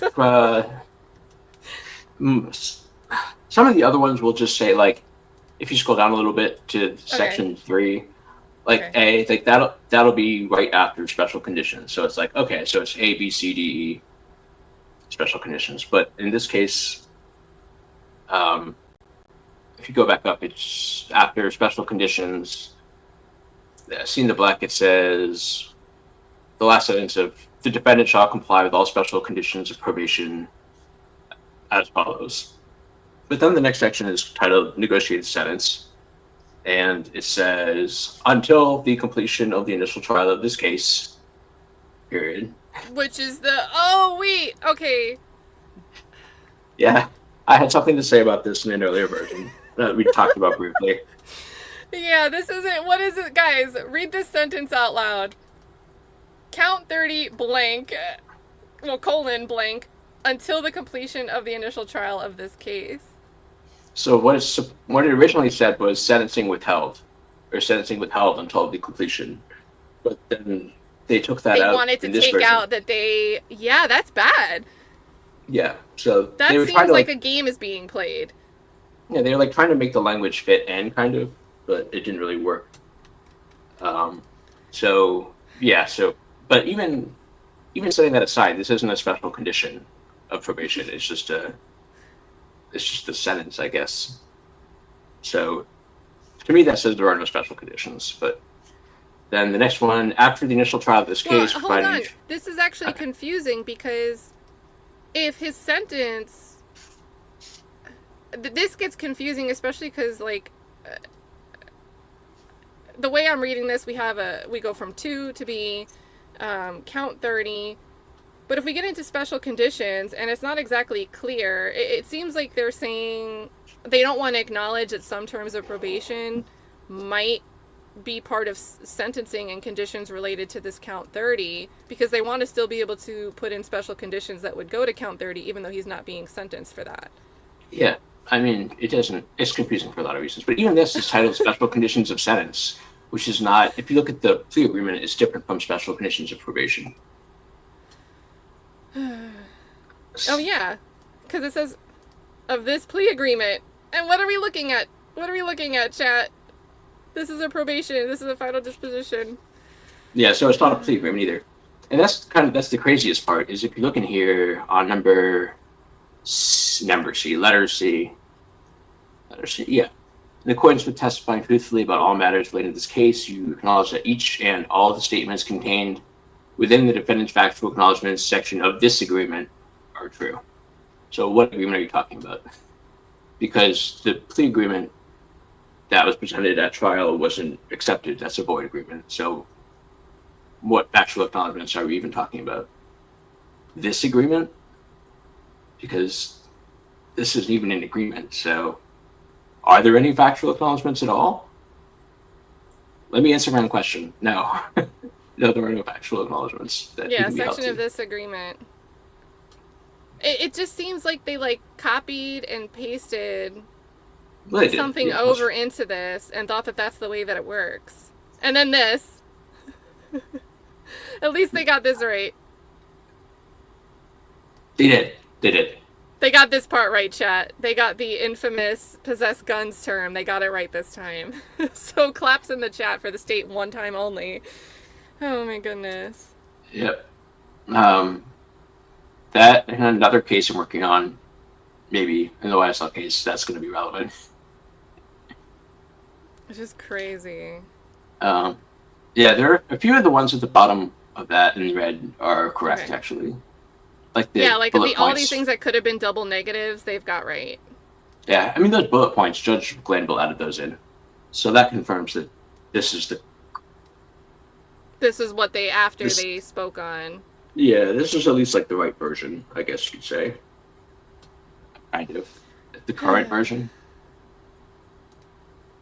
Speaking of, you said other YSL, you recently did a video on Demise McMullen. Yeah. Chat, if you're interested in that, remember Demise McMullen is still awaiting trial. That's going to be YSL Trial Part 2. I guess it's still up in the air if they're going to try him with Demikian Garlington and Christian Eppinger or try to give a separate trial. The state's trying to fight that severance. Wouldn't it be something if that ends up being fragmented, it becomes a third YSL trial, and then Mounk Tounk wants to go to trial? Before. That would be wild. I can't imagine he'll go to trial, but if he has to, he has to. I have my suspicions about that. About the 131 to begin with. I don't think the state knows how to argue it.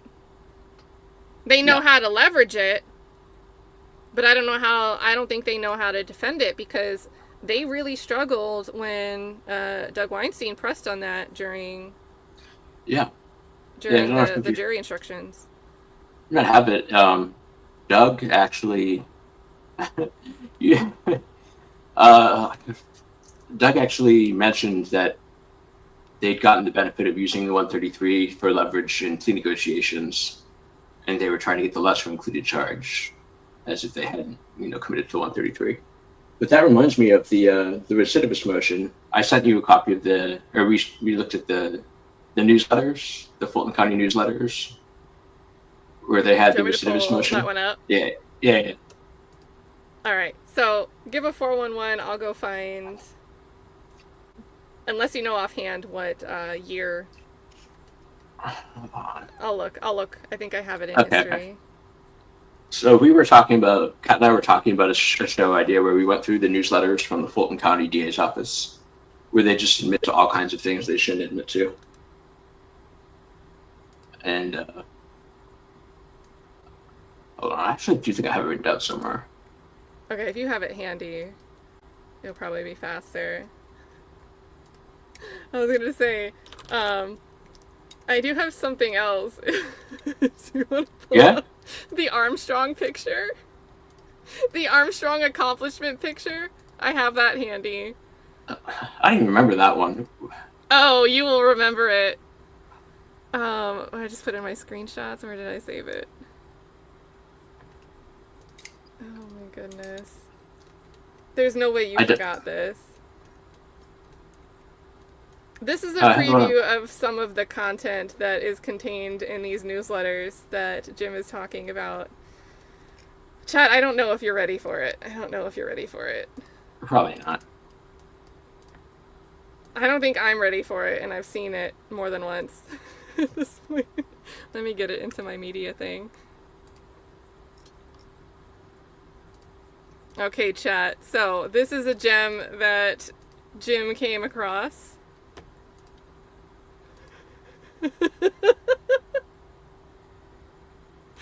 It says, Kevin Armstrong, Chief Senior Assistant District Attorney Training.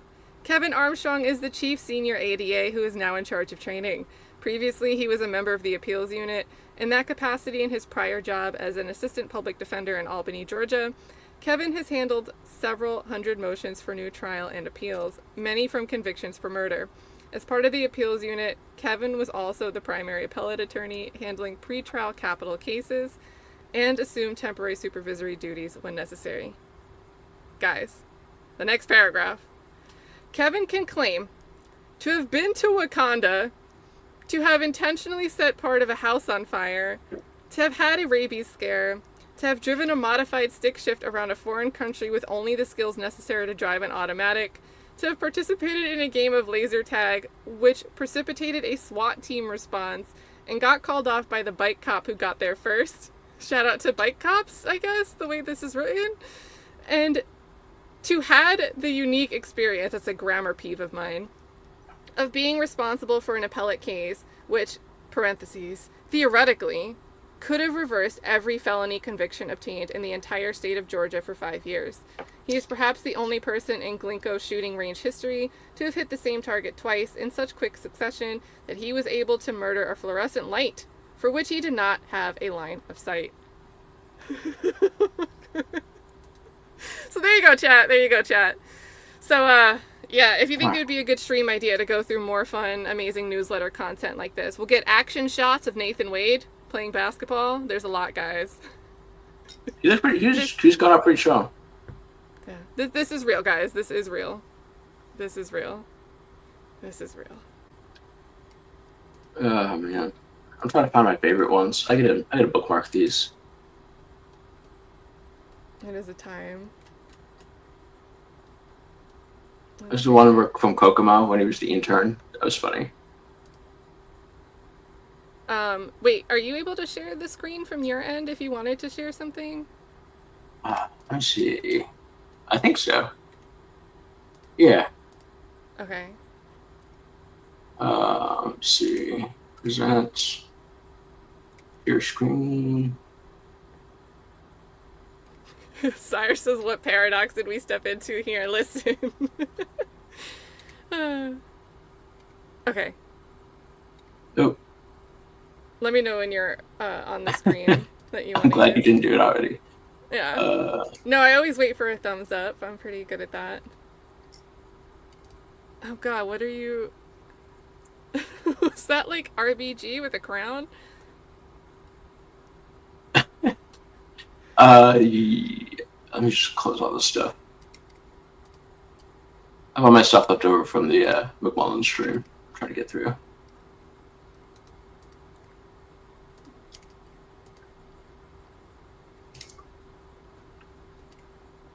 Yeah, I guess this is RBG, the crown.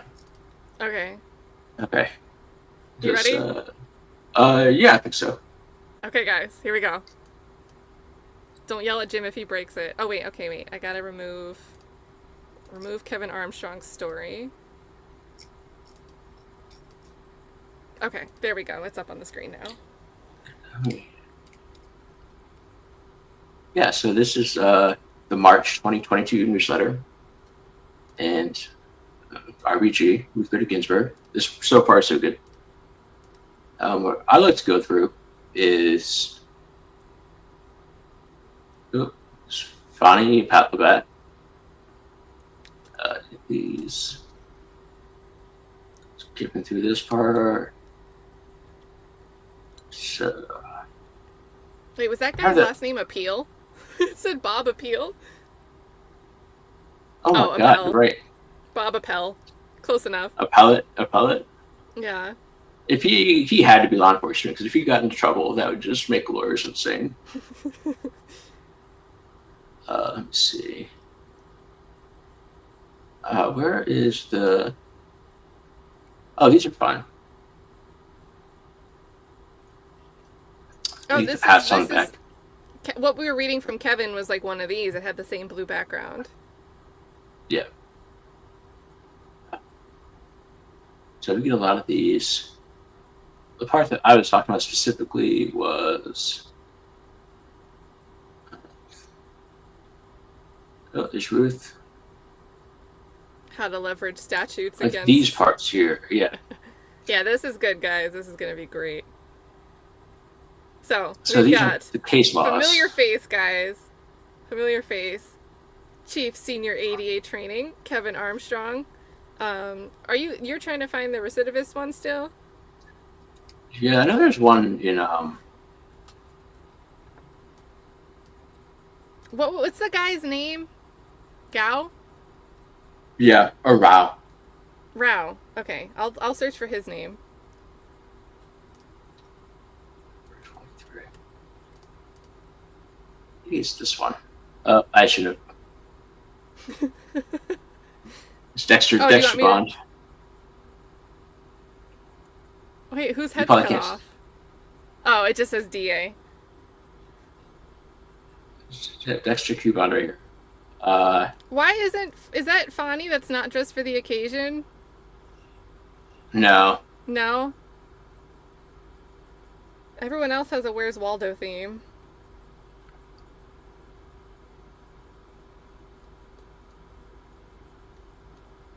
Oh man. This probably looks super trippy to be watching. The slight delay.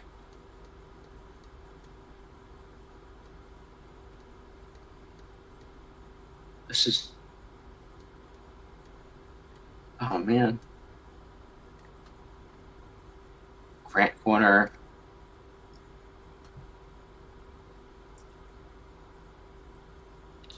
Oh, I like this one. This is definitely one of those like wink instead of the wink ones of how to get testimony, how to get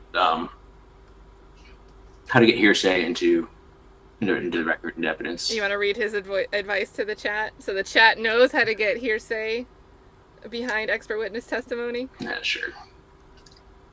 Okay. Yeah, sure. Hearsay that is testimonial in nature is inadmissible when it violates the Confrontation Clause under the Sixth Amendment that provides that a defendant shall be permitted to confront their accuser. Second case. How does this principle apply to the testimony of designated expert witnesses when hearsay informs their expertise in testimony? one of the factors relied upon by courts under the Dober standard codified in OCGA statute governing expert witnesses is that what an expert witness is testifying to must be the product of reliable principles and methods. The 11th Circuit Court of Appeals has ruled that expert testimony can be considered reliable when it's based upon personal knowledge or experience. Expert testimony based on hearsay, in caps, can be the basis for experience and personal knowledge under Rule 702. It is the type of evidence reasonably relied upon by experts in the particular field in forming opinions or inferences on the subject. Fourth Circuit Court of Appeals specifically addressed any objections defense attorneys may make to experts relying on hearsay, especially when it's testimonial in nature. It should be IT''S, when it's testimonial in nature to inform the expertise to which they testify to. I don't know what that means. The Fourth Circuit held that while Crawford precludes testimonial hearsay as evidence in itself, it does not prevent expert witnesses from offering their independent judgments when it is informed by testimonial hearsay. Thus, expert witnesses, specifically those whose expertise lies in non-scientific fields such as gang experts, can testify to testimonial hearsay so long as they can establish during the foundational testimony they provide that hearsay is something that experts in their field rely upon in order to make their independent judgments so as to preclude an objection by the defendant of the confirmation clause. It's basically just giving instructions on how to get testimonial hearsay in through experts, which you're not supposed to do. That's okay. I think I've got the recidivist. I have a clip of the recidivist one. It's only a small image, and some other gems. Let me get them. I'm doing it through the media. Okay. Option here. So add overlay. We'll just do it that way. Screenshots. Did you ever see the sock contest? Did you ever see that one? No. They had a cool sock contest. I think Carlson won one of the categories, one of the Carlsons. Hey, why isn't it letting me... I'm unable to open this file. Okay, hold on. Let me screenshot it and then pull it up because it's not...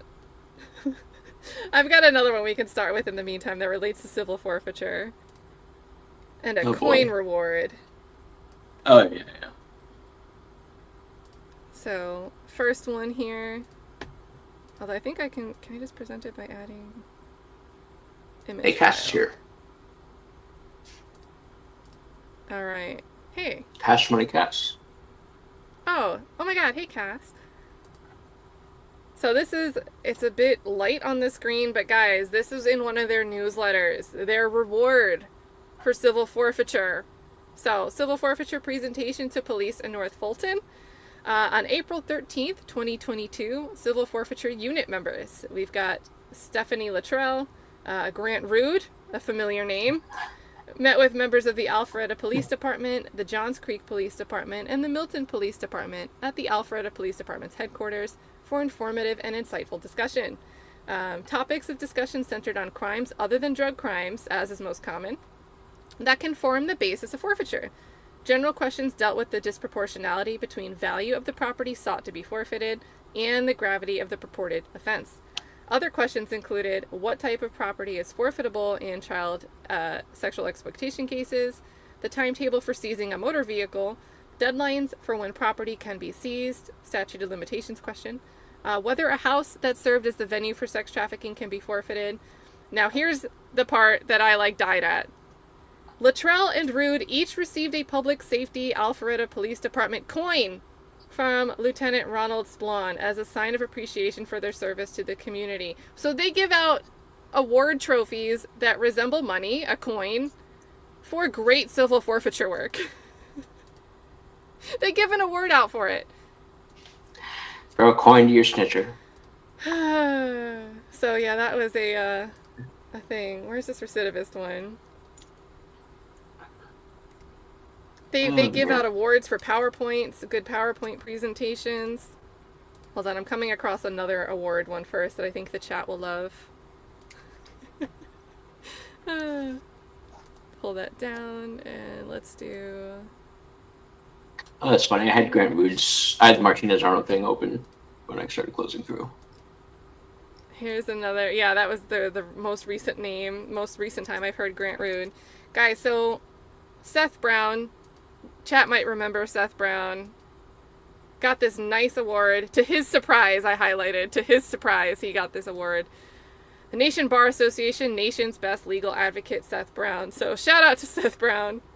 Shout out to Seth Brown, who got admonished for not knowing how to lawyer by Judge Whitaker. He's not so bad. Yeah, he's not so bad. I've got my favorite gem from, I don't know how to say his name, Gautam Rao? Gautam? Gautam? They spell his name inconsistently, repeatedly, so they don't know his name either. As usual.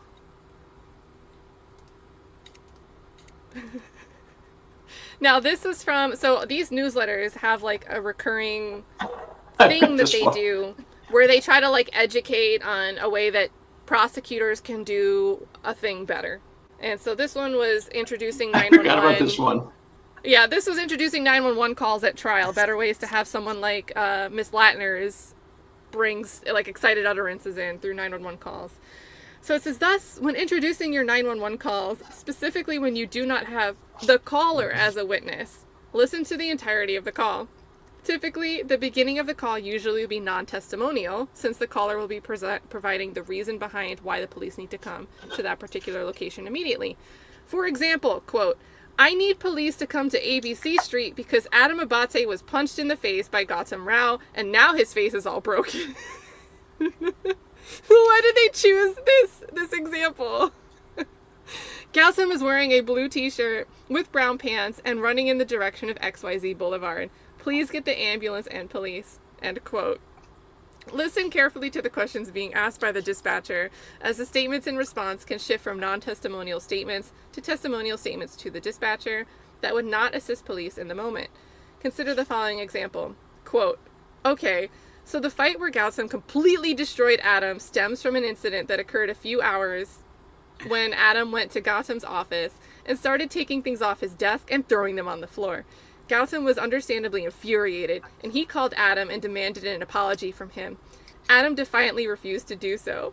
Gautam was enraged, so he confronted Adam at ABC and they started fighting. I was present for all of this. End quote. Why is this the fan fiction example? It's just Rao punching Adam in the face. It felt like a little like they was working through something there. This is crazy. While the statement is helpful, and the caller can certainly testify to it in court, if the caller is not available, this portion of the call would likely be considered testimonial, since the purpose behind this statement seems to be more in line with providing a narrative than assisting with the apprehension of the suspect, rendering aid to the victim, or another similar criteria to meet an ongoing emergency. And then this is where, right, this would be where they would try to argue a different basis for getting something in. If they had to fight that it was testimonial and couldn't call the person. Like exceptions for when the person is deceased, the court might make an exception if the argument is there. But yeah, the example that they gave here, I mean, it's gotta be just because he has a punchable face. No comment. This is don't comment on that one. This is all Cat and maybe the chat. And now this is the recidivist one. Oh, yeah, that one. Okay, good. Let's see.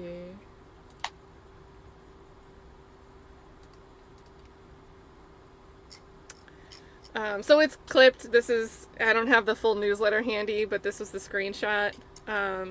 This is meant to be a brief refresher on the recidivist notice and the importance it can play in negotiating plea deals to have a defendant accept responsibility for their actions, as well as a sentencing enhancement should a jury convict a defendant at trial.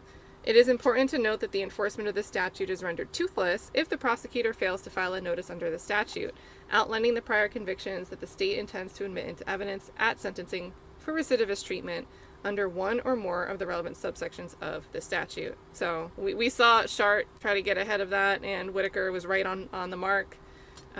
Right? Yeah. Was that? Yeah, with right before they sentenced Shannon.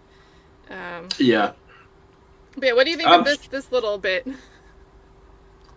Yeah, I mean, to me, it's like kind of saying the quiet part out loud, where, it's the importance you can play in negotiating plea deals. So it's not about like whether they actually deserve the sentence or not. It's about leverage, which obviously is true, but then if they don't fold to the leverage, then you can always punish them more later. It's not really about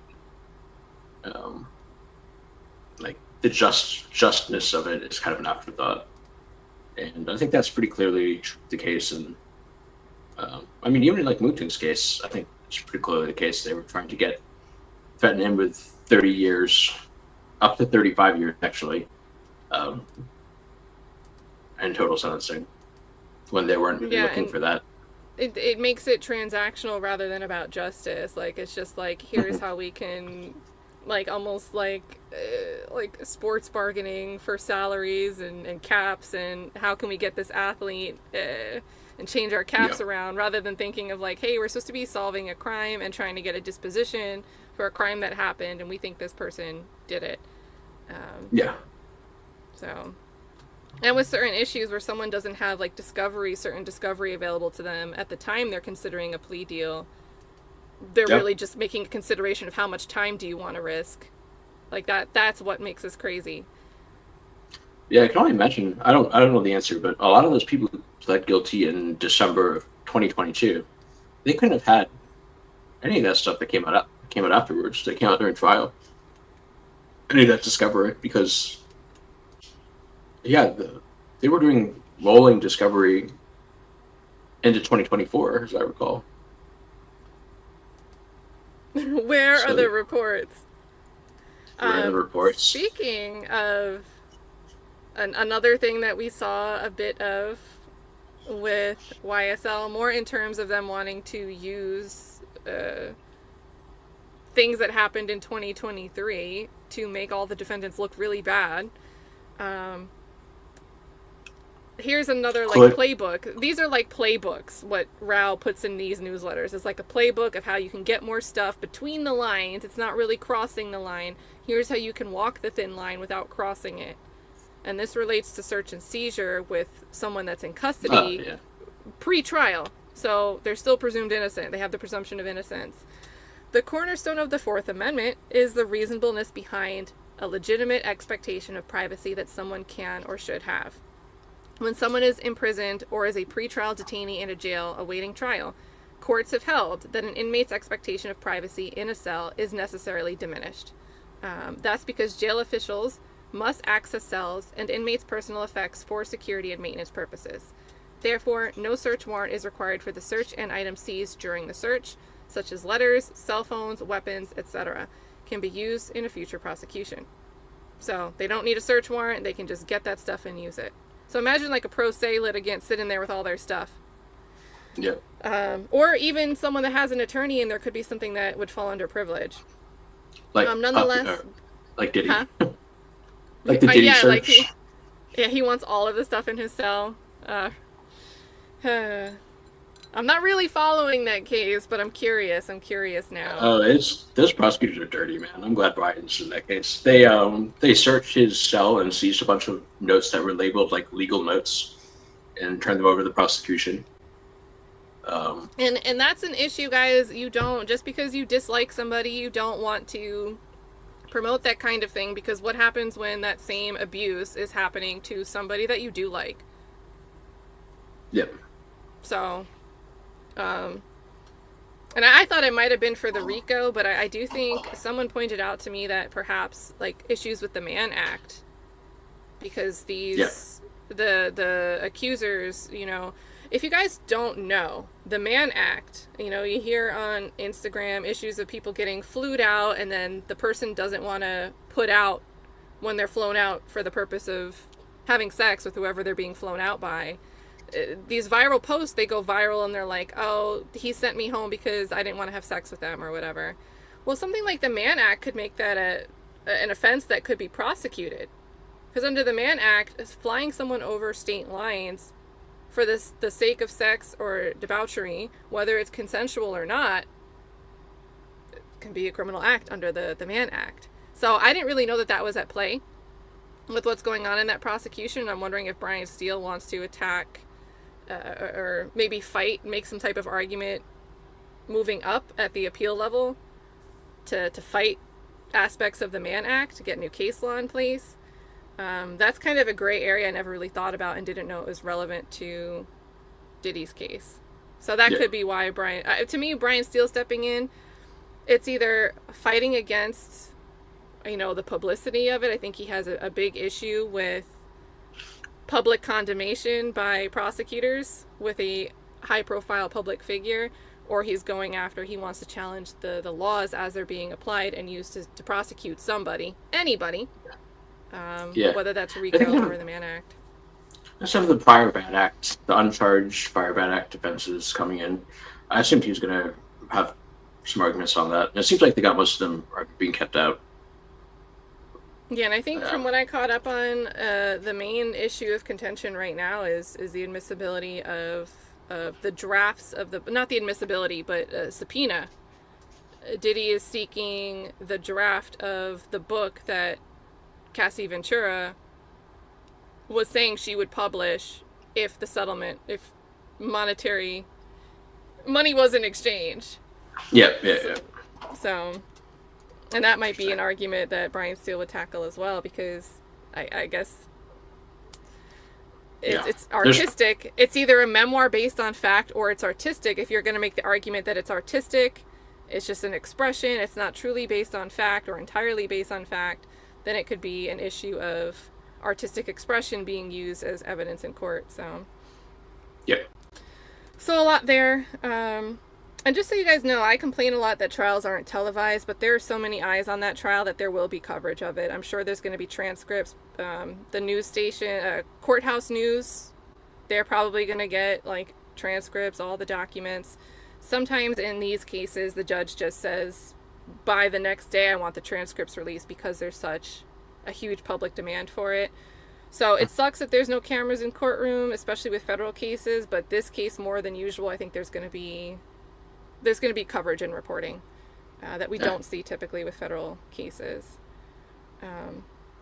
But yeah, so the issue of the jail cell, if you're in there and you're looking through cases where you're seeing letters, like a defendant, someone that's been convicted, this is post-conviction now, they've been convicted and they're fighting their own appeal, they don't have attorneys, they're handwriting these letters.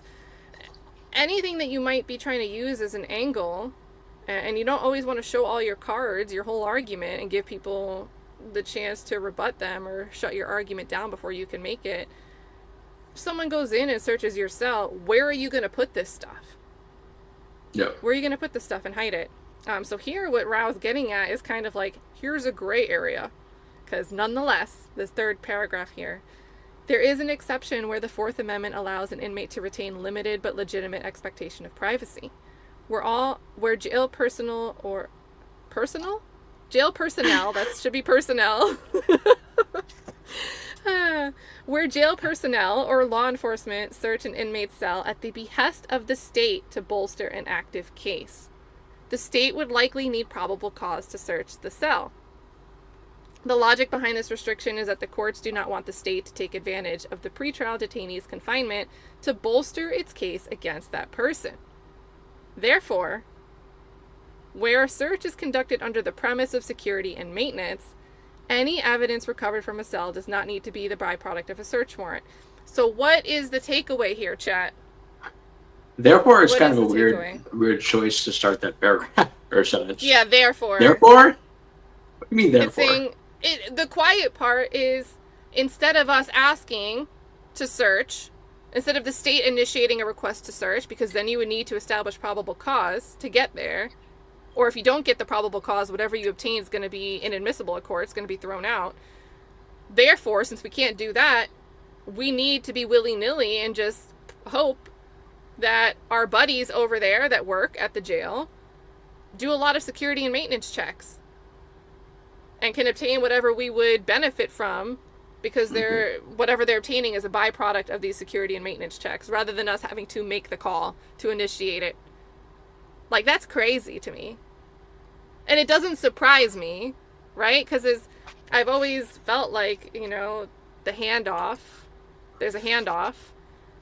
But to see it written out as, here's what you gotta do to make sure you're coloring in the lines is the crazy part. So Therefore really gives the whole thing away. Like, yeah. It's crazy. Therefore is so you must do this to stay in the green. Yeah. Stay in the green. I think I had one more. I had a candor issue. This one really pissed me off. Because it just seems like, again, this is a newsletter for, like, the prosecution for the DA's office. This isn't a newsletter for the courthouse and defense attorneys. This one really annoyed me. So image file. And there's a ton of stuff like this in their publications, guys. This is just like a little highlight reel. So this topic, Rao's topic of the month, is how to deal with the testifying witness's pending criminal case. What happens when a testifying witness has pending criminal charges against them, and defense wants to inquire into their pending case. So again, if somebody has pending charges, the defense might be able to get into that because there could be a credibility issue, there could be possible conferment of benefits from the prosecution to the state. Hey, we need you to testify in this case, and if you do that for us, we'll nolle proseque your other thing. We saw that happen with Kenneth Copeland and his false reporting issue with like the pepper spray. So under Rule 608, specific instances of conduct of a witness may be inquired into through direct/cross-examination of that witness to attack/support their character for truthfulness. However, extrinsic evidence is not allowed to attack/support their character for truthfulness unless it is a certified criminal conviction that is tendered into evidence in accordance with the parameters set forth under OCGA 24-6-609. Or evidence of the witness's conduct that demonstrates bias in favor of or against another party. Therefore, when it comes to so this is the quiet part out loud. This is what you got to do. When it comes to probing into a witness's pending criminal case that has not resulted in a conviction at the time of their testimony. So it's not finalized. There's been no disposition. Rule 608 does permit an inquiry into that witness's character for truthfulness. Quote, the Confrontation Clause of the Sixth Amendment to the United States Constitution guarantees the defendant the right to inquire about a witness's pending criminal charges in an effort to show that the witness has possible biases, prejudices, or ulterior motives that may influence his testimony. And that's Ridley v. State. The Georgia Supreme Court has found that even if the witness is not testifying pursuant to a deal benefiting them in their pending criminal case, the mere existence of a pending criminal case is a relevant inquiry for the defense to pursue. They do Hines v. State and Shaley v. State, which says where a prosecution witness is facing charges but has not entered a deal with the state, the defendant has broad scope in exposing the potential for bias in the witness's testimony. The court dictated that this holds true even if a witness is testifying in a case where the prosecuting agency is separate from the one that is calling said witness to testify in. Now, is this reminding anybody of a case of a conviction that was overturned and Adam Abate was specifically called out in the ruling? Anybody remember that? We looked at it recently. But Adam Abate was conferring benefits to a witness that was facing shoplifting charges in another county and sent over an inquiry to that county asking them not to prosecute because they were offering testimony in a murder trial in Fulton County. So lots of overlap here. Yeah, that, and there's another case involving people in the trial that will be left unnamed that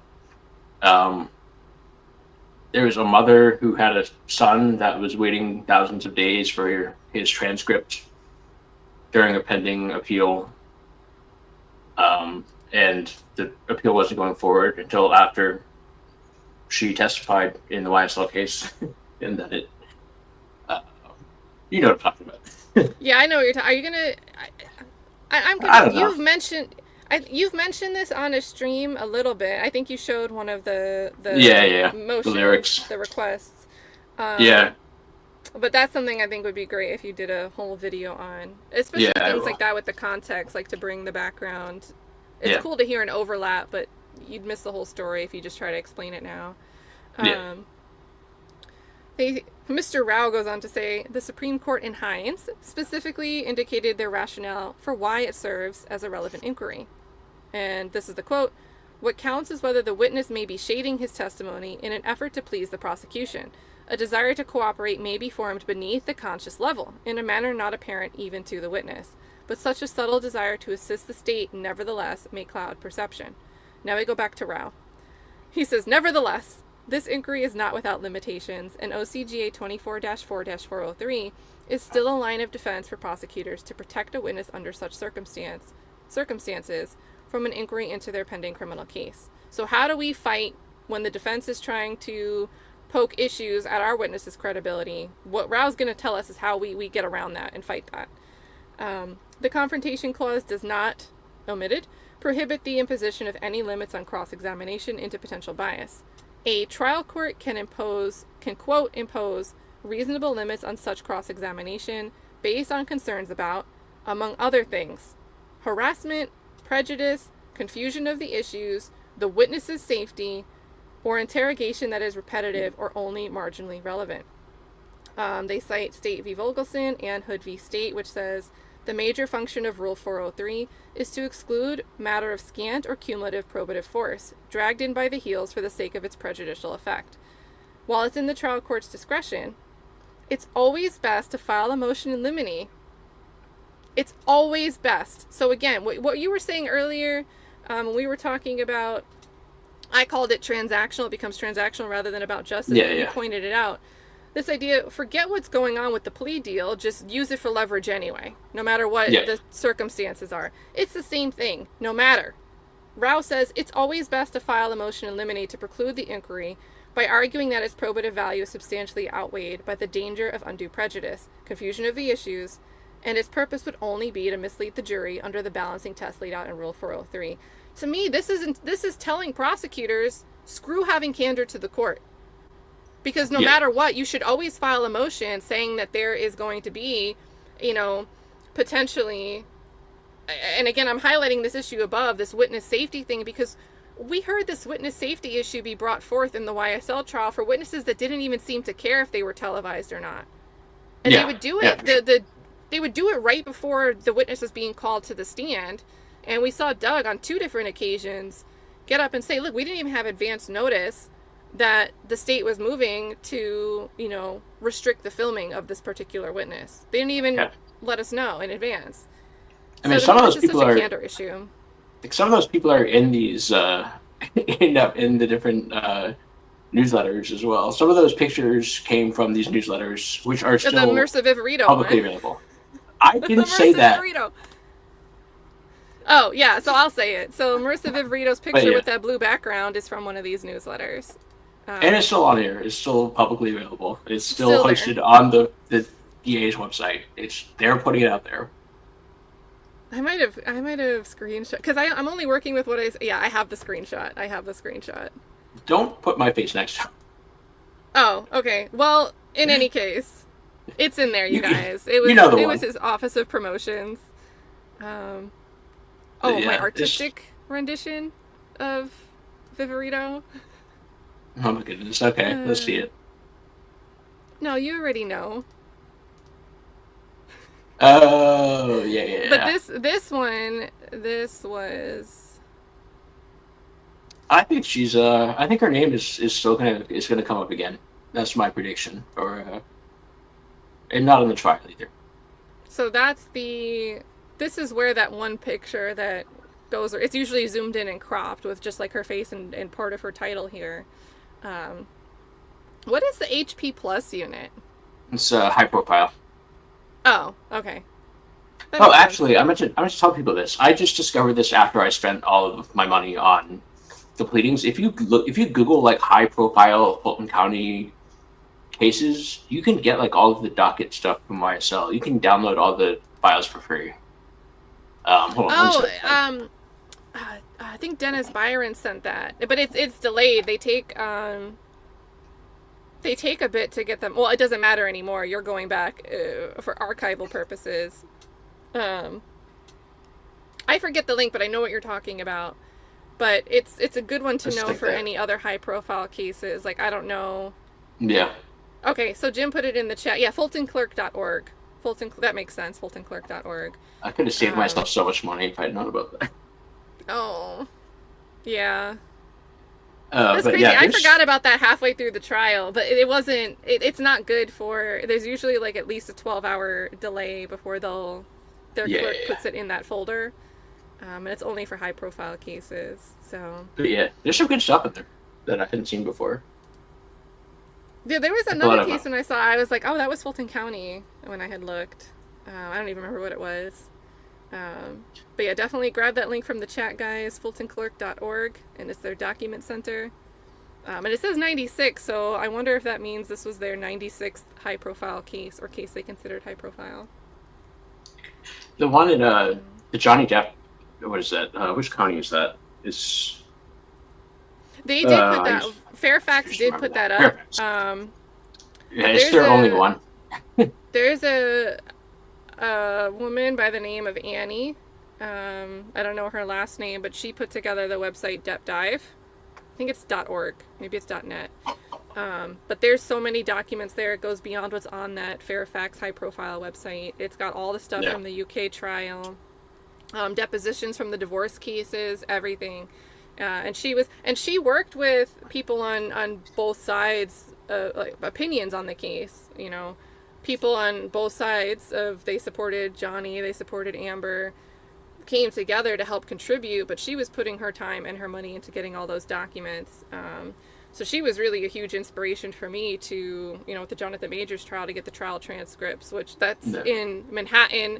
Those were expensive. If you want like a turnaround on that, you're going to be paying $7.20 a page for like a quick turnaround on those documents. We waited, and I think the rate was like $2.65 or something like that per page. So one of the more expensive districts for transcript acquisition in the country. It's like one deposition will cost like easily $10,000. Crazy. I know that they were trying to guess at what the YSL transcript would cost if you were to order the whole thing for appeal. It'd be well into the six figures. I can't even begin to guess how much it would be, but I don't know the situation with like if they're uploading it, because there's also when you request things for an appeal, it's got to be transmitted through the reporter. Yep. Right? Yeah. So I don't think if I paid to acquire a document independently, I don't think the defense team can just take the documents that I acquired and include them in their folder. They still have to go and pay and make a novel payment, a new payment, to procure these documents and have them transmitted on appeal. So the crowdsourcing only helps when you give the money to the defense attorney that has to make the request. Yeah, I can't. And if you're like indigent, then you can usually get it for free. But you've got to go through the motions and know how to get the help to get it for free, right? Yeah. Some judges I think are proactive in helping. Some judges will be like, "Hey, we're gonna have these resources available to you." I don't think every judge is like that, especially someone that's been convicted. They're months into the post-conviction space and aren't even in front of that judge at all anymore. So just crazy. Yeah. Taco Tuesday says, should I start a YouTube channel? I'm off the wall and can change the world one post at a time. I swear to goodness, do it. Andrew Fleischman just had a whole Twitter kerfuffle because he had a client that was... He did have a kerfuffle. I love his kerfuffles. It was crazy. He tweeted, he's like, okay, so the district attorney, and this was another, I believe it was another county. It wasn't Fulton. Yeah. But they're trying to prosecute this guy who cannot walk. He's in a wheelchair. And part of the facts of the crime that he's alleged of committing is kicking down somebody's door. So Andrew Fleischman made this, like, it went viral, this Twitter thread explaining the case and the lunacy of the case. And then a district attorney gave him a call and said, all right, like, we're dropping this thing. And they got it dropped. Yeah. And I would imagine that a huge part of that is because there were eyes on it. So whether those eyes got it to the district attorney's attention and he's like, oh, this is ludicrous. Let me go lower down and find out what they're doing here and get rid of this. and or it was because the public pressure was on. You know, I feel like it played a part. Ashley Merchant, have you guys seen Mr. Patel? We can do that one real quick. Let me see if it'll let me share. How do I close this down? That would have been so fun to take to trial though. But with the way that they make you wait for a trial date, that's the problem. For sure. So guys, this was like a few months ago. You know, Mahendra Patel was arrested. This is Cobb County. Doesn't have bond. He was denied bond. He was accused by a mother of attempted kidnapping of her children. And Ashley Merchant is the attorney. There's this 2-minute video that lays it all out. So if you haven't seen this, we're just going to watch this video. Tonight, we have video you'll only see on Channel 2 That's Action great News. hair. It shows the moment a mom says a stranger... Hold on, let me refresh it because it's not letting me do the full screen. Tonight, we have video you'll only see on Channel 2 Action News. It shows the moment a mom says a stranger tried to kidnap her son from a Walmart in Cobb County. The man's attorney agreed to share it with Channel 2's Courtney Francisco because she says it proves he's innocent. He's talking with people. He's being friendly. You are getting the first look at how Mahendra Patel's attorney plans to argue he's innocent. Look at that little friendly flex, older little gentleman throw who piece is, in the background. you know, trying to help people, was asking for help at the Walmart. Surveillance video from inside the Ackworth Walmart shows Patel walk in last month. Shopping for Tylenol for his elderly mother. As he walks the aisles, video shows him cross paths with this woman in a motorized wheelchair with a baby in her arms and a little girl under her feet. She's pointing to where the Tylenol is. Patel's back is to the camera, but as the chair moves forward, he appears to lean in.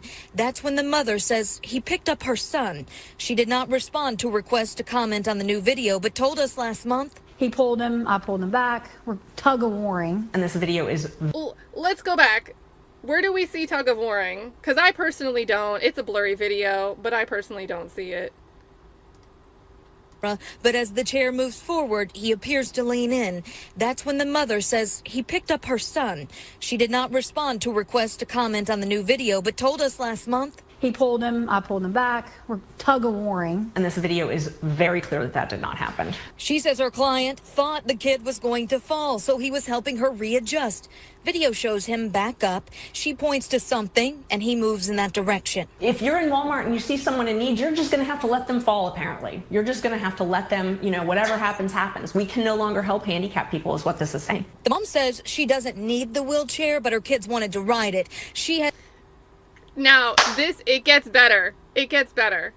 So, first of all, if you have a pet peeve about people riding on scooters to goof around in Walmart, I understand that. I have a second gripe. I used to work in retail. My store had 3 power carts, and the batteries don't just charge like you plug in an iPhone and it goes to 95% in 20 minutes. They take a long time to charge, and if you're using those to goof around, when an elderly person comes in and they start using the power scooter, they make 4 aisles and then the battery's dead. And then the staff, it's such an embarrassing thing for an elderly person who doesn't want to be a burden on anyone to request help because somebody was gallivanting around on these power scooters and draining the battery before. So that's my gripe.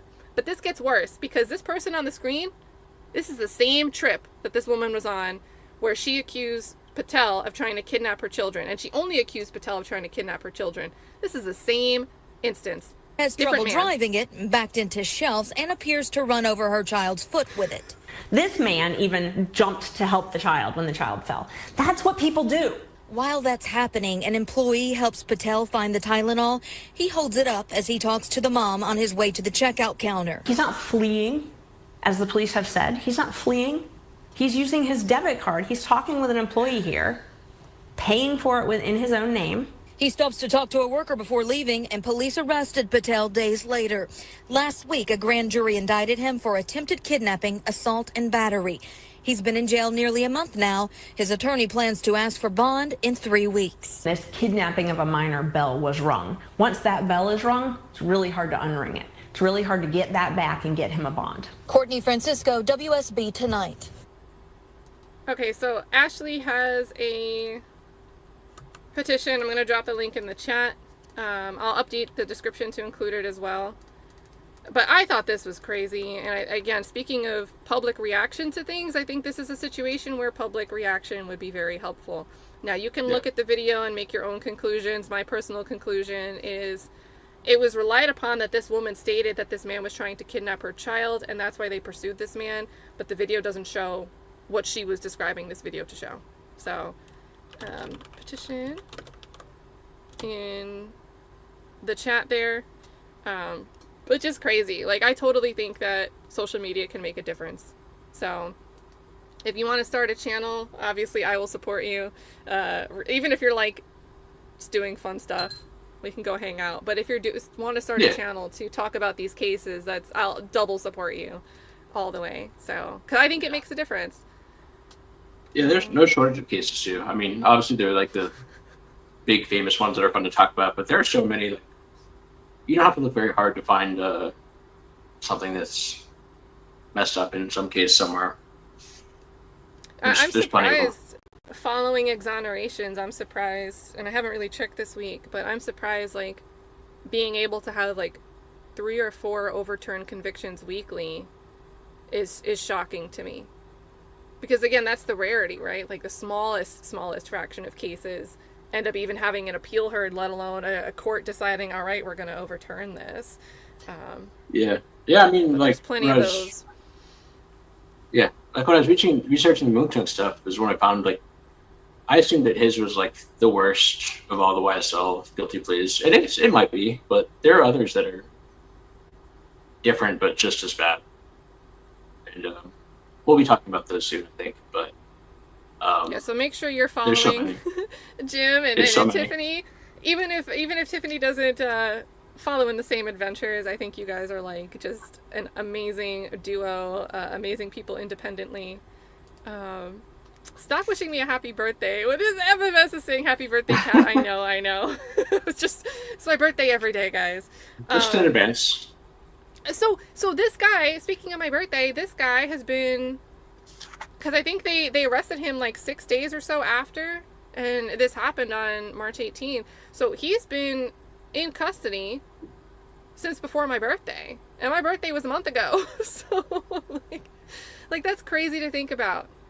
And then you've got these play-by-plays, these playbooks on, we can get more evidence as long as we don't request the warrant, because we would need probable cause.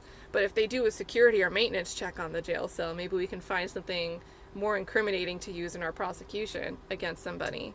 And hold them for longer periods of time, because that gives us more time to stumble upon something. Yeah, just the layers.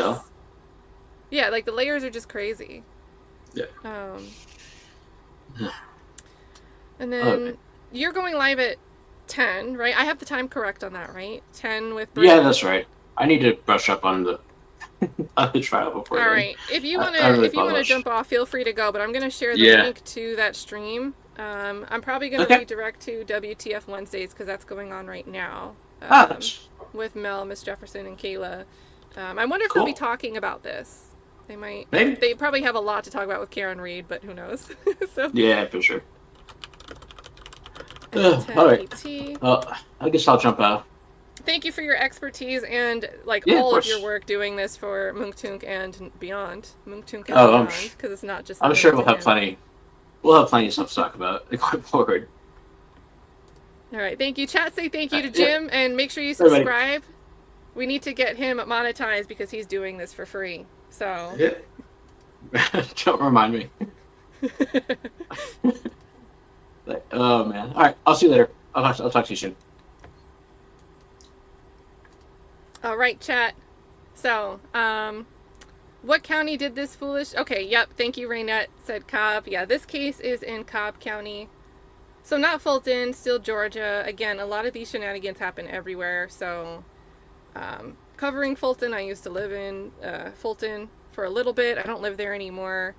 And I think there was a spotlight on Fulton County, but it's not the only place where these shenanigans go down. All the love here. Thank you. We've got vague and ambiguous, Keisha. Here comes drama, Raynette. CMT, good to see you, CMT. All the love here for Jim. Okay, and Chad Diggy says he had court like 2 weeks ago. They postponed it. They should have just let him out. That's talking about Patel. So they had an opportunity to say, like, look, now that we have the surveillance video, maybe this man deserves bond. At least bond. Rather than him being stuck sitting here. It would be sensible if we were to hear that charges were dropped. That sounds sensible to me. But I would say at least bond. At least bond. Keisha, this goes back to the old a grand jury would indict a ham sandwich. So Keisha says, how did a grand jury find this worthy of charges? You know, defense isn't allowed to present evidence in front of a grand jury. Prosecution gets to present what they want. And the grand jury gets to decide off that. So just crazy. So, and again, I just think it's interesting that there's a much clearer image of someone touching and picking the child up off the ground, and that man's not accused or prosecuted. I'm not wishing for a second prosecution or accusation, but it just seems like Miss Caroline, what was her last name? Whatever her last name is. Miss Caroline had goggles on, had some lenses on there. Also, huge shout out. It was awesome, STS. If you're still in here, I'm so glad you got to see this stream. You have been one of the biggest voices in pointing out that there's just some funny business about the plea agreement that Mounk Tounk had. Super generous of you to, this is not just 5, it was actually 10. So big thank you, all the love in the world here to STS and Sysadmin Simon here in the picture. Tabiz TV says, Mounk Tounk had the worst plea deal ever. I hope the best. I'm optimistic about an outcome here because what was the first argument we saw there for Mounk Tounk? There's an issue with the min and max. The statutory maximum was 10 years and this attached 15 years. So just on its face right there, I think we have an argument to call it void. And even though that gets into a little bit of how the state captioned and then within the indictment changed the body of text relating to count 30, it's not really weighing the subjectiveness or trying to take an objective approach to the state doing something wrong to take the stance that, okay, this sentence is void, and for that reason alone, we're going to vacate this whole sentence, right? So there's a way that the court can get there without hurting the state's feelings, so to speak. Yeah, Raynette, I agree. The mom should be ashamed of herself. And she was giddy in that interview, and now she didn't.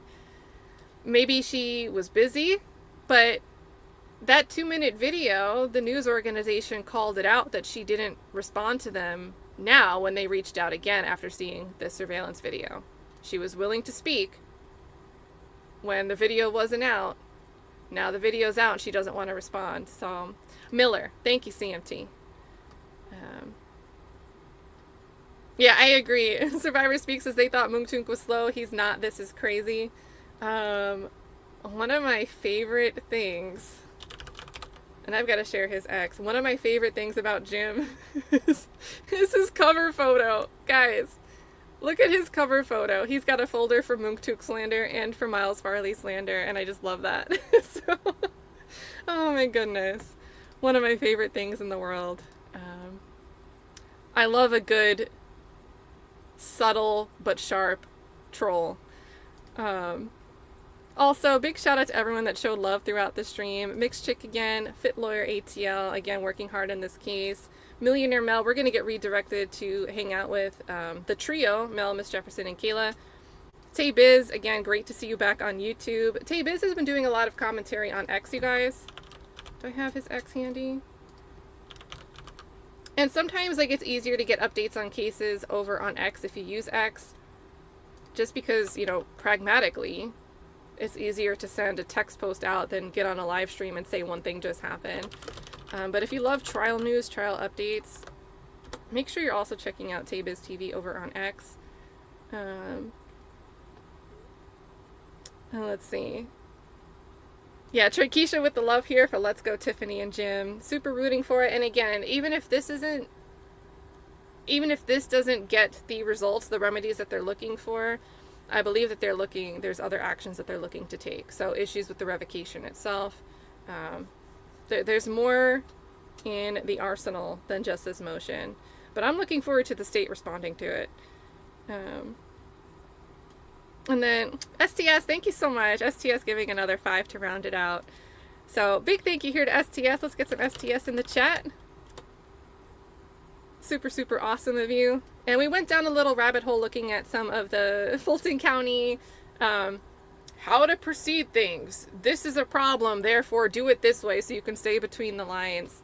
A lot of messy stuff going on in Fulton County, and you know, shout out to the attorneys that are fighting the fight to uncover that. Tiffany and Jim don't have to be doing this. I don't, my assumption is Tiffany's doing it for free too. I think they're both doing it pro bono, which is just incredible. So they obviously know a lot. They're educating us. They're giving their time to teach us stuff. They both have channels, but they're really doing something for free just because something pissed them off. Something didn't seem right. And I hope it benefits Mounk Tounk. I hope it benefits a bunch of other people that are under similar circumstances. Shayna Ray says, love you, Kat. Love you right back. Thanks for tuning in. Taylor, if you're still in here, I saw earlier Taylor Umbridge. She's been studying for her LSAT. So if you're still in here, we're rooting for you. That's amazing. Future lawyer in the making who's already an advocate out here on YouTube, Taylor Umbridge. So make sure you guys follow Taylor Umbridge as well. Not only raising awareness about cases, but she's actually going to school. She's going to become a lawyer. So two worlds colliding there. Awesome to see. We've got Survivor Speaks in the chat, who's been... You just got done with Lori Vallow, which was a pro se case. You know, always an interesting time. But again, raising awareness about these cases. Lori Vallow, that was a big high-profile case. But Survivor Speaks has covered cases that aren't getting quite as much attention. They're not making it on the national stage. It's hard to find the coverage. I know with Naziah Harris, there was a day where nobody knew what was going on. And she was live trying to find out what's happening with a court hearing that was supposed to happen. So make sure you're following Survivor Speaks here. CMT is in the chat. CMT also, you know, and shout out to CMT, because I was about to say Infamous Sylvia, you know, she's in the courtroom. You know, maybe stuff that goes forward with Mounk Tounk, if there is a hearing. Sylvia is the first person I could think of to check and see if she's going to be in that courtroom covering it. If we raise a fuss to Kathy Roussan and Law and Crime, maybe they'll get a camera person there. But really, it's Sylvia who's down at that courtroom getting us this information. Even the OMF hearings, where we're hearing Viverito testify at the pretrial hearings, we wouldn't have access to that information without Miss Sylvia. But I also want to shout out CMT, because CMT... even in the chat here, relaying information about different cases, but also over on X, you know, case updates, things that are happening. CMT, what is your X? And I don't think CMT does their own YouTube channel.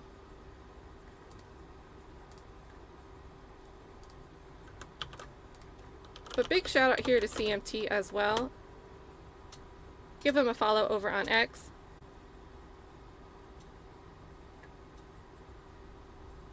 Okay, wait, I see Raynette say she's got that Rule 22 in Fulton, thanks to Sylvia.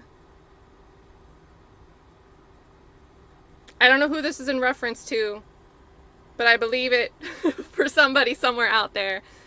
So, there we go. And guys, I didn't set up the redirect. Let's see if WTF Wednesdays is still live.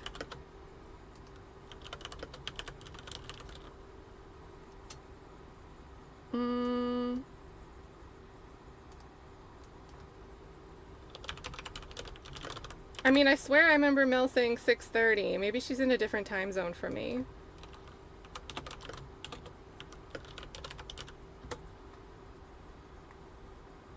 I don't see them live.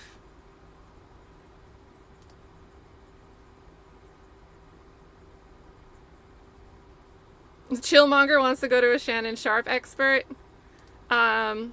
Lead attorney just did a stream on Shannon Sharp, but it was before the new audio today, so I don't think he had that audio, the newer one. Taybiz TV might be talking about that. You should do streams with Taybiz TV. You guys would have insight for days on stuff. Make It Make Sense did a Shannon Sharp video earlier today. I like Make It Make Sense a lot. Make It Make Sense is really, really good at having a conversation without being too condemning or too supporting, and will change his mind based on information coming out. Is Full Drinking, Half Thinking, is Mixed Chick still in here? Full Drinking, Half Thinking might have a Shannon Sharp stream tonight. Let me see.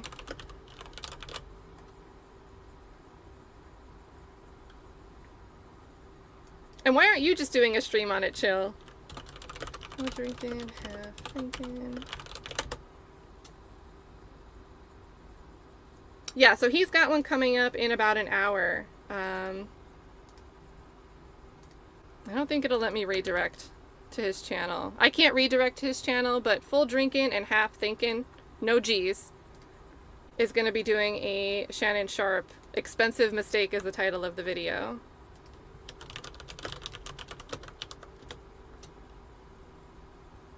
Okay, it was last night. I wasn't sure if it was last night or this morning. But lead attorney is great to watch on that type of thing because he's done mediation, you know, divorce cases. So he knows what it's like when parties are about to air out dirty laundry and maybe they decide they don't want to, or maybe they decide they do want to.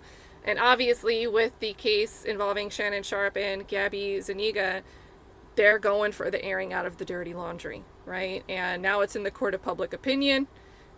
There's obviously a civil action still. She just filed in court for a lawsuit there. So there could be obviously like litigation going, but a lot of this is the court of public opinion right now. And, you know, it's kind of expected these days when it's a high profile client, but lots of stuff there, Chillmonger's in the learning phase of the Shannon Sharp. So yeah, TLA is a great one to watch. And that was last night, so let me find it.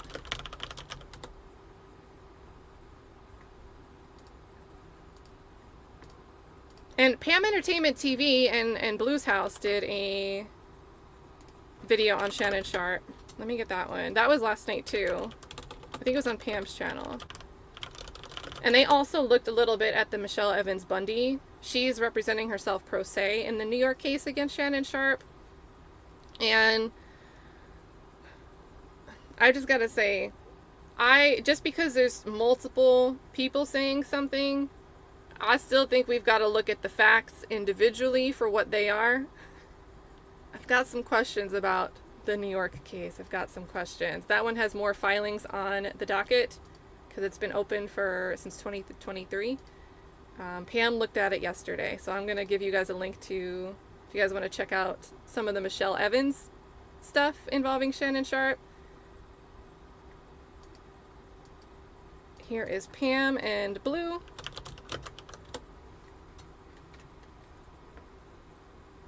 And Shannon. So, oh my gosh, let me clarify. I'm shouting out Shannon Alexander, the Honorable Shannon Alexander here in the chat, switching topics from Shannon Sharp. Shannon, good to see you. Says happy Wednesday, everyone. KSW, I'm so late. That's okay. Really, the first hour of this was the motion. Everything else was just conversations about Fulton and other cases.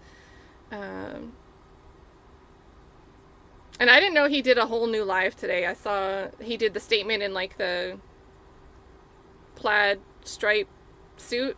I didn't know he did a whole live. So, yeah, so there's actually in Michelle Evans Bundy in her, do I have it available? I think it was on my laptop for it. She's representing herself pro se, and she put together a Google Drive of all of her exhibits that she's using. And she wrote to Fulton County, and it's not clear what name she used for the request. But Shannon Sharp had made a statement that there was some possible police reporting. He said it on one of his shows. And she wanted to counter that, so she wrote an email to Atlanta Police Department looking for any arrest or charges relating to somebody. But her request isn't included. It's just the response saying we don't have anything about that person. So, yeah, that was Atlanta. That was Atlanta PD there. So, and thank you, Chad Dickey, for sharing the links here throughout this stream. It's super, super helpful. Yeah, and I don't know the directions of the restraining order because there's claims that it went both ways, that there was requests for restraining orders, like Shannon Sharp requested one against her. And she wrote in one of her pro se motions in this 2023 case, explaining that she was only calling him, messaging him 200 times. This is Michelle Evans. This is not talking about Gabby and the case that's making news this week. But she only messaged him 200 times because it was at the advice of her attorney at the time. It was an interesting explanation, and I'm not sure about what I think of it. But yeah, it was like a long time ago. Yep. So, yeah, a lot of interesting stuff, and I'm losing time. I can't follow everything, so I'm already falling out of following that. My big interest in it was seeing that it was Tony Busby taking the case. Another thing, I wasn't that interested in the Diddy stuff, but I was very interested in what was going on with Jay-Z, mainly because it was Alex Spiro and Tony Busby going after each other. And now in the California case, Robert Schwartz versus Camille Vasquez. And obviously the partners at each of their respective teams, but a lot of attorney sparring going on. Jane Doe in the Alabama case, the Jay-Z Jane Doe, finally filed her motion to dismiss the case that Jay-Z filed in Alabama. And I'm happy for her. To be honest, I think there's such a contrast in the way that her attorney that's representing her in this civil defamation case, the way this attorney is representing Jane Doe, it's good legal arguments. There's no mudslinging. I think they're doing the work that an attorney should do. And I don't think that Busby was giving Jane Doe that representation with the Southern District of New York case that was filed against Jay-Z. So, always love to see the attorney mixes there. Okay, so Raynette, if this is the third, then I'm missing the third person. I only know about the Michelle and now the Gabby. So, but the one I am talking about is, yeah, this Raynette. It's crazy he has a case with a Michelle, and it's not the Michelle on the Instagram. Like, yelling in that Instagram live. Just a hot mess. So let's wrap this up. I don't have a place to direct us to. Do you guys want to go somewhere with Karen Reed? That's kind of a weird question. That is the majority of what I'm seeing people talking about right now. Okay, wait. So there's an expert. Let's go over to Justice Serve TV. I can redirect to them, and they've got, it looks like it's scheduled for,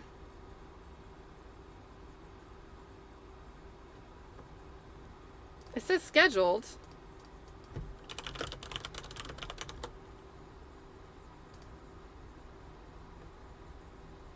All right, they're live right now, so I'm going to drop the link in the chat. They've got an expert to discuss the dog bite evidence in the Karen Reed case. I'll set up a redirect. It should take us automatically, but it's saying scheduled, so hopefully it works. So JSTV, link in the chat. Love to hear from an expert. And there we go. I'll see you over there if you come follow us. Thanks for tuning in. Thank you for your support for not just myself, but not just for Mounk Tounk, but also Jim, Tiffany.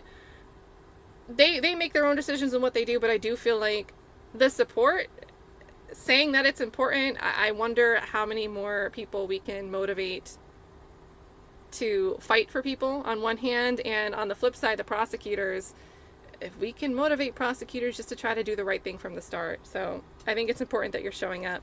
Big thank you. Big thank you. Yeah, E for the fee. Yeah, I can't defend him no more. He's got to do, and that's the thing. Maybe you could win this case, but you had to put all of this dirty laundry out there to do it if you do that. So there you go. Like, that's a mess. That's a mess. So, with that being said, let's get over to Dog Bites over at Justice Serve TV. Good to see everybody. Take care.